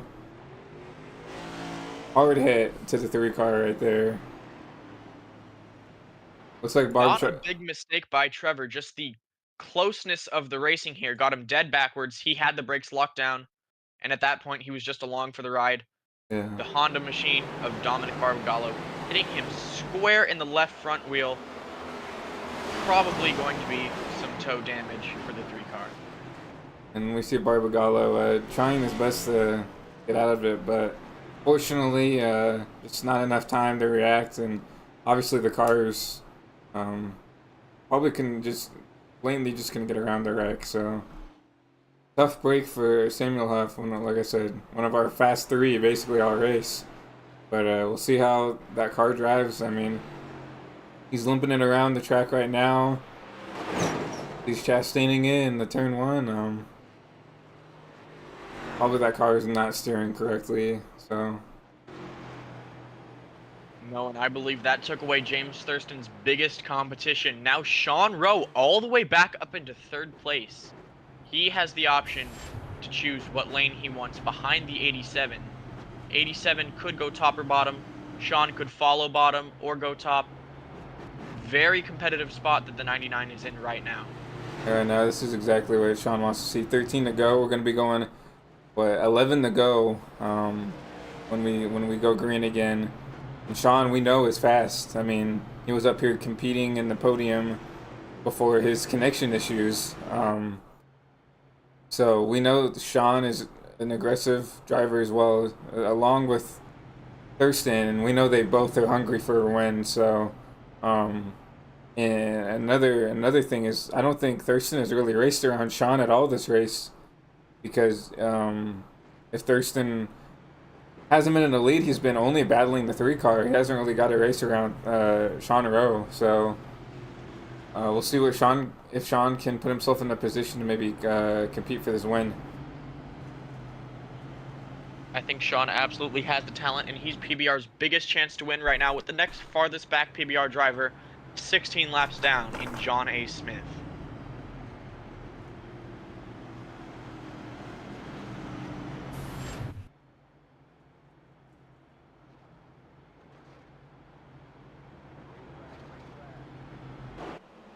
We're green once again.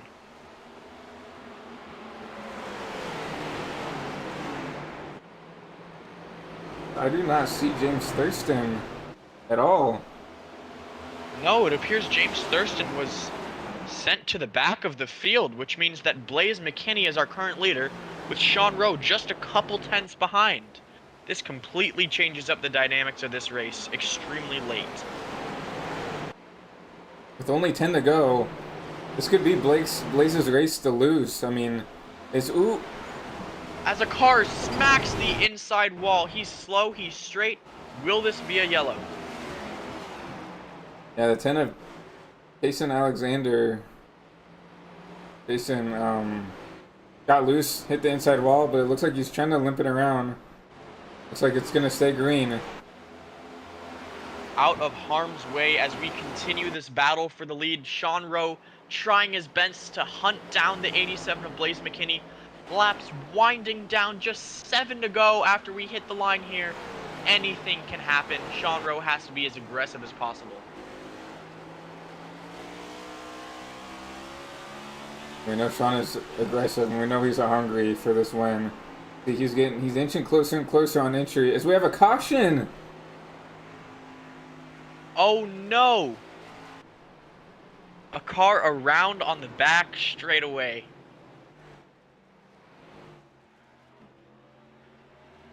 Appears just to be a self-spin though.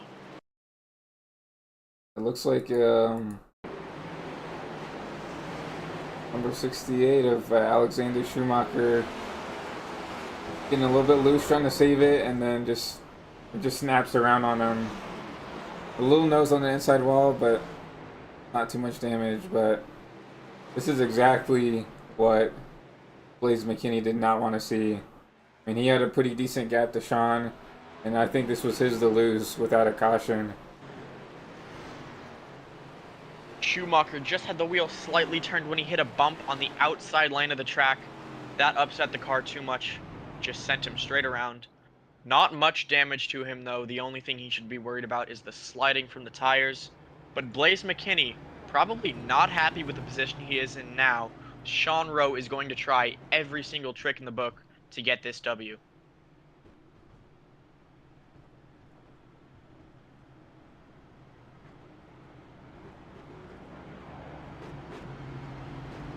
I'm interested why James Thurston got an end of line penalty. I didn't really see anything that would warrant that. I'm interested to see what was the decision making on that. That is yet to be known, but still, the 87 not leading any laps in the first 75% of this race, to be honest, but finally finding himself up front in the only laps that matter, the last ones. Yeah, it doesn't matter how you run the first 7/8 of the race, as long as you're up here at the end, that's all that matters. No matter how tore up your car is. If you're fast and Gonna race for a win. That's all that matters, and that's exactly what the motto for Blaze is right now. Kind of been running in the, top five-ish all race, but right here, taking control of this race and gonna try to race for a win right here. James Thurston finding his way back to the 4th position. He's not where he was before, but still not in a terrible spot to try to capitalize on any late race mistakes by the top 3. And we know James Thurston is going to be driving with some passion now. Obviously, dominant in the second half of the race, and then for an unknown reason, got his lead taken away from him. He's definitely going to be driving with some aggression, some passion, and probably some lust to try to get this lead back. We're green.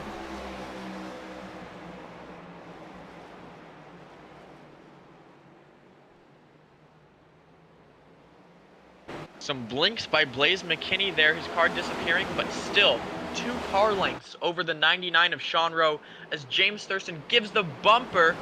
They're almost 3 wide out of turn 4, and the 2 loses it. The 2 and the 4 are around.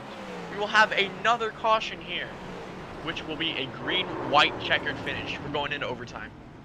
Overtime here at USA International, and this is, we figured we were going to see this aggressiveness with 5 to go. Like, if you, like, especially from Thurston, Thurston fastest here, and he knew he had to be aggressive to try to get back up there, but surprisingly, Thurston getting caught up in something that wasn't really his fault, right? He was pushing Sean Rowe out. Yeah, he was pushing Sean Rowe, and the 2 just gets a little bit upset. Gets into Thurston, and they both go around.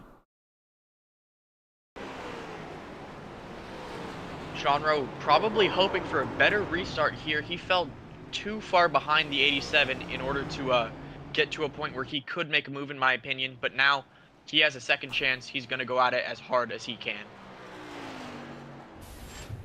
As we see some contact in the back in 27, and it looks like the 30, but I think that was maybe some accidental contact. Now, I'd like to know the total incident counter for this race so far. Yes, I would be interested in that too. It's got to be pretty high with some of the recklessness and some of the aggressiveness. But through all this, Barbagallo is up to P3 again.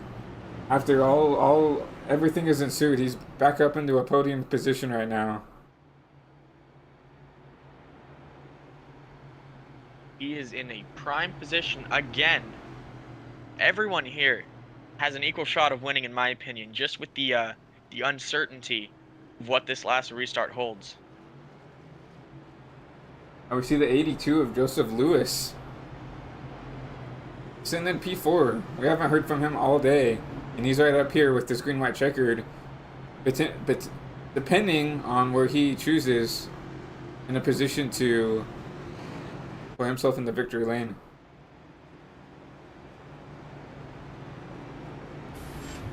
Yeah, Joseph has been very, very quiet all race, but here he is at the end. Gonna give a run at it.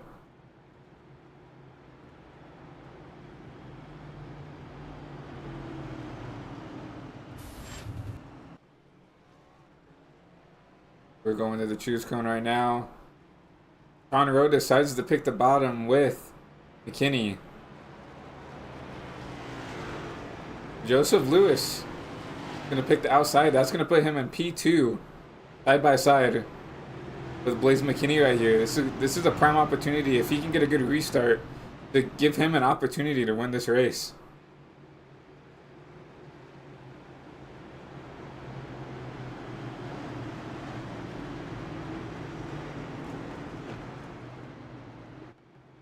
Coming out of 3 now.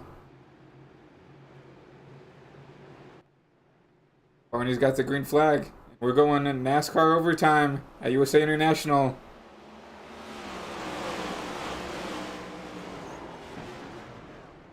Another wreck.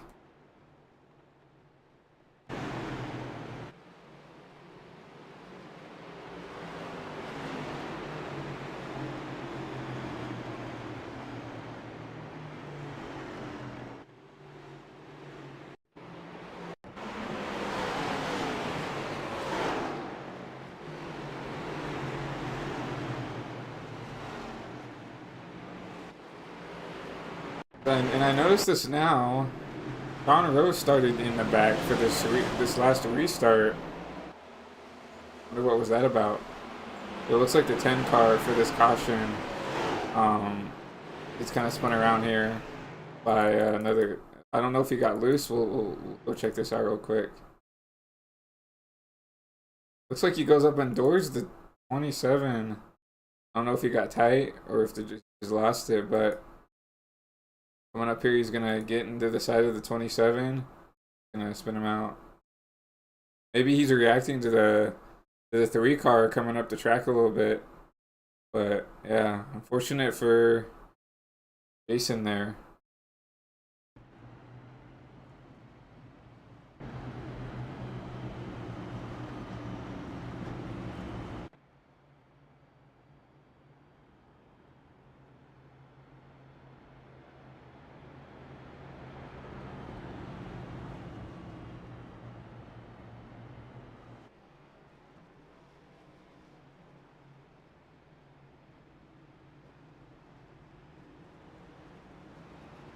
It looks like everybody's choosing the inside. And that's gonna... Holy crap, that's gonna give Schumacher P2. He was in P7. And it's gonna give him P2 right here.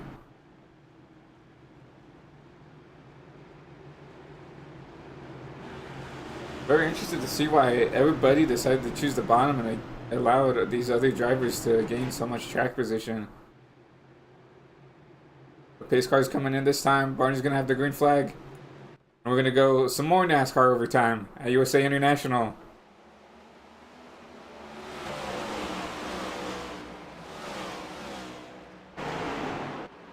Blaze McKinney has a great jump. There's another caution. We have James Thurston involved, the number 20 of Shane involved. We might have some tempers. We definitely have. We might have some tempers.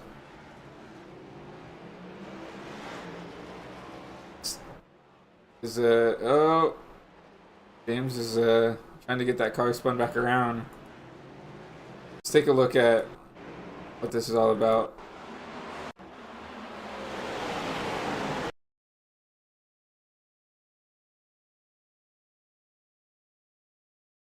So it looks like it's ahead of James. And the 20 just gets into the side of the 81, tries to get off the 81, and it just gets into the side of Thurston. Thurston had nothing he could do, and unfortunately, Howe just KO'd right in front of that car under that inside wall. And wait a second. That was the last green, white, checkered. I think that's it.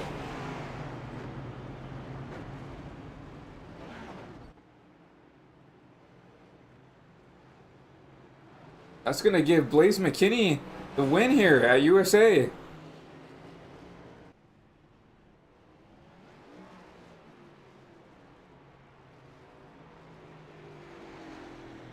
Blaze McKinney wins at USA. I think. We have a lot of drivers going backwards on the track. This has to be it, yeah. Conroe is going to finish P2. Benjamin Walker is going to somehow maneuver his way into a P3.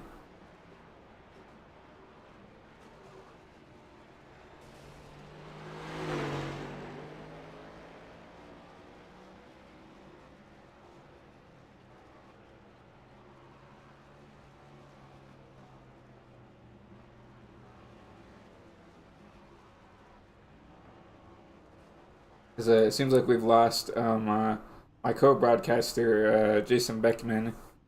Thank you, Jason, for being in the booth, though. I appreciate all the support and the help with the commentary, but it looks like he had some family that he had to take care of. But besides that, we're going to pull in your third place driver, Benjamin Walker. See if we can find him real quick.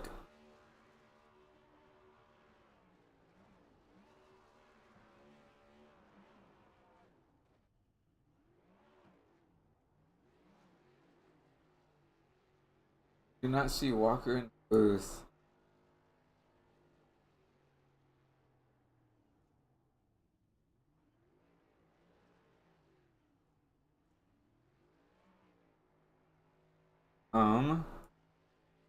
Let me see if I can find Walker. Is Walker? I don't see Sean Rowe in the booth either. So unless I don't have all the roles to be given. Here's Walker. Let's pull up and talk to Benjamin Walker. Benjamin Walker, Christian up in the booth. Got a copy? I was just talking to Blaze and I didn't expect that, but because for some reason Shui's now saying that he's keeping the podium thing. I don't know why, because technically it would be, with how NASCAR rules are, you would lose your position because you didn't maintain cautions or your pace speed. Yeah. So I don't know how this is gonna work. It's weird. Yeah. So. Well, for the broadcast purposes, at least you were a P3 on the ticker, so we're gonna go ahead and give you an interview. But up and down day for you. You looked very quick at the start of this race, and just fortunate events. Kind of got caught up in some things that weren't your fault. But walk me through your race. I think we need to. I've said this so many times before, but we really need the actual where we just have admin yells. But with how half the admins left recently, it's kind of a troubled thing. So overall, it was a okay race. It wasn't great. Just the setup wasn't really great for when the track state was really bad, which that was how that race went. Is the setup was mainly made on like a very low track state and things. So it was just the track was so rubbered up to where car just would lose it on entry. And that's what happened to me. I don't know how I saved it, but then just the wreck after that, because I got hit by Barb. And after that, it was just getting my damage repaired. So it was good until the end. Yeah, well, a great recovery for you. Like I said, got caught up in a couple things, fell back to like 9th or 10th, and then drove your way up to, at least from my understanding, since I'm not in talks with the admins or anything, drove yourself up to a podium. So congratulations on that. Anybody you'd like to thank for the podium finish tonight? I gotta thank 213 somewhere. AARO Setups, of course, because they made the setup. I kind of helped with it, but then Trevor just completely changed it. So that's pretty much all I can really thank. So. Well, I will pull you back down to celebrate / contemplate with the other members of the Discord. So, but still a great one for you, and I'll pull you back down there. Thank you. Alrighty, that was Benjamin Walker. I'm still a little bit confused about the whole situation. I guess some drivers are getting their positions taken away. I'm gonna try to message an admin real quick to see who I need to pull up, because we have like 5 people in the podium.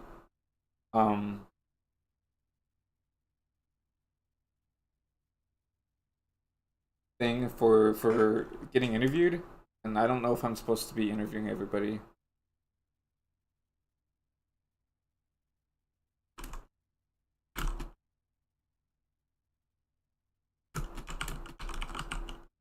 So just 1 second, guys.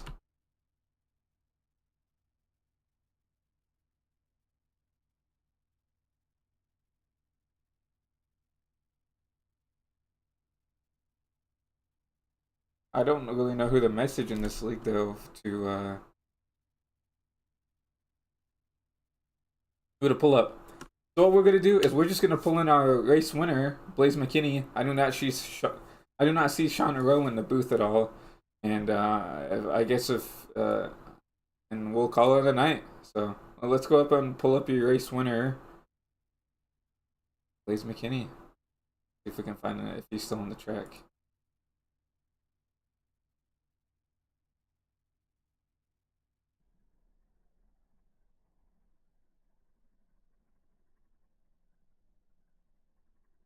Hey Blaze, Christian up in the broadcast booth. You got a copy? I gotcha. Whoa, what a race. You were Yeah.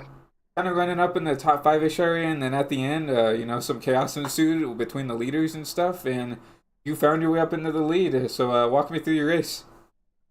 Yeah, it was a very up and down race. I don't really know how I ended up in the lead, but um, I crashed the qualifying, had to start in the back, so the whole first part of the race, I was just trying to claw my way up, then I got in a wreck, got some damage, then we got to the front, and then I pitted to fix some more damage, and then we crashed again, and I had even more damage, so then another 50 laps or so, I was just trying to fix all my damage and everything and just ride, and then slowly started to work my way up with all the crashes and just passing everybody. I got up to, I think, like fourth or third on those really long runs. And those were fun. I was happy we finally got a long run going, but I definitely don't think I was as fast as Thurston or Trevor, but the luck played out in our hand.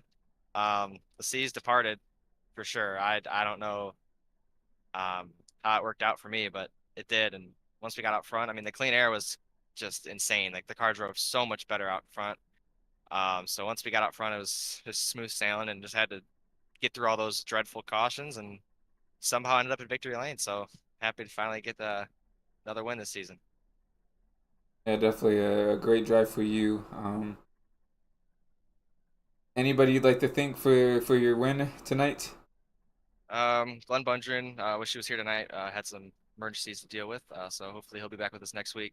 209 Racing, Aaron Schugel, AARO Setups for sponsoring me this weekend and for sponsoring the race. He set up a nice setup, had some fun with it, so shout out to him for sure. And then obviously you guys seem like you guys put on a great broadcast tonight, so thanks for doing that. And then yeah, it's for Shuey and everybody that puts this league on every week.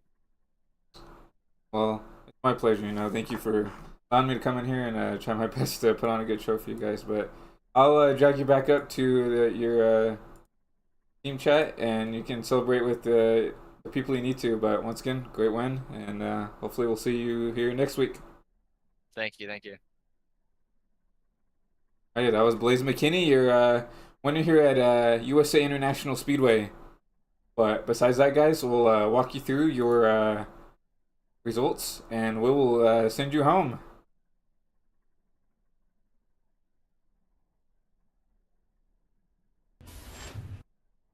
So, your winner, Blaze McKinney, at number 87 Chevy Camaro. Sean Rowe, these are unofficial. I was told by some people that, by Walker when we interviewed him, that they might be changing spots around, so that's why it is unofficial. But according to my results, Sean Rowe, P2, great run for him. Benjamin Walker, P3, great recovery from some of the instances he had.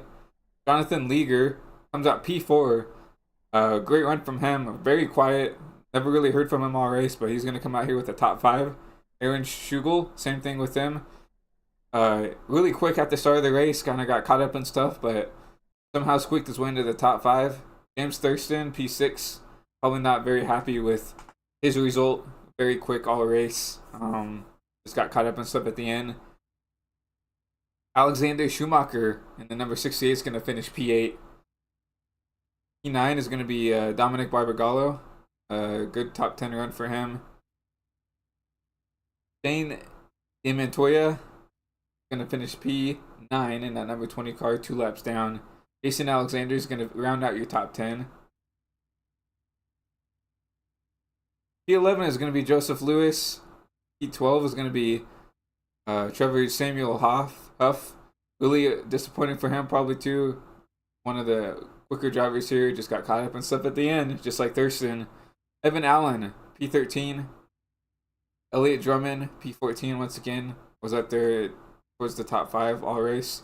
John A. Smith, P15, got caught up in a huge wreck towards the middle of this race. Zach Todriff, 20 laps down. Terrible race for him. Getting caught up in that early wreck. Luke Mahone, P17. P18 is going to be Malachi Drake. P19, Ali Reeves. P20 is going to be Michael Deach. 21, Gavin Austin got wrecked out very early in this race. P22, Chris Downey. P23, Corey Lyles got wrecked out very early. And P24, P25 did not race. So once again, we gotta thank all the drivers, all the fans at home for coming out and watching the stream, supporting the broadcast. I personally have to thank Mr. Koritz for allowing me to come up here and broadcast for the big boys. You know, I'm very new to this broadcasting, so huge shout out to David. Thank you so much for giving me the opportunity to come out here and broadcast SRL for you. Hopefully I did a good enough job for you. But besides that, guys, that was 200 laps around here at USA International with the Next Gen. Xander McKinney gonna come out your winner. But besides that, guys, thank you all for coming out and watching this race, and we'll see you guys next week. And we'll see you guys here next week for 5 races to go in this SRL Cup Series. Again, thank you guys so much for coming out, and we'll see you guys then.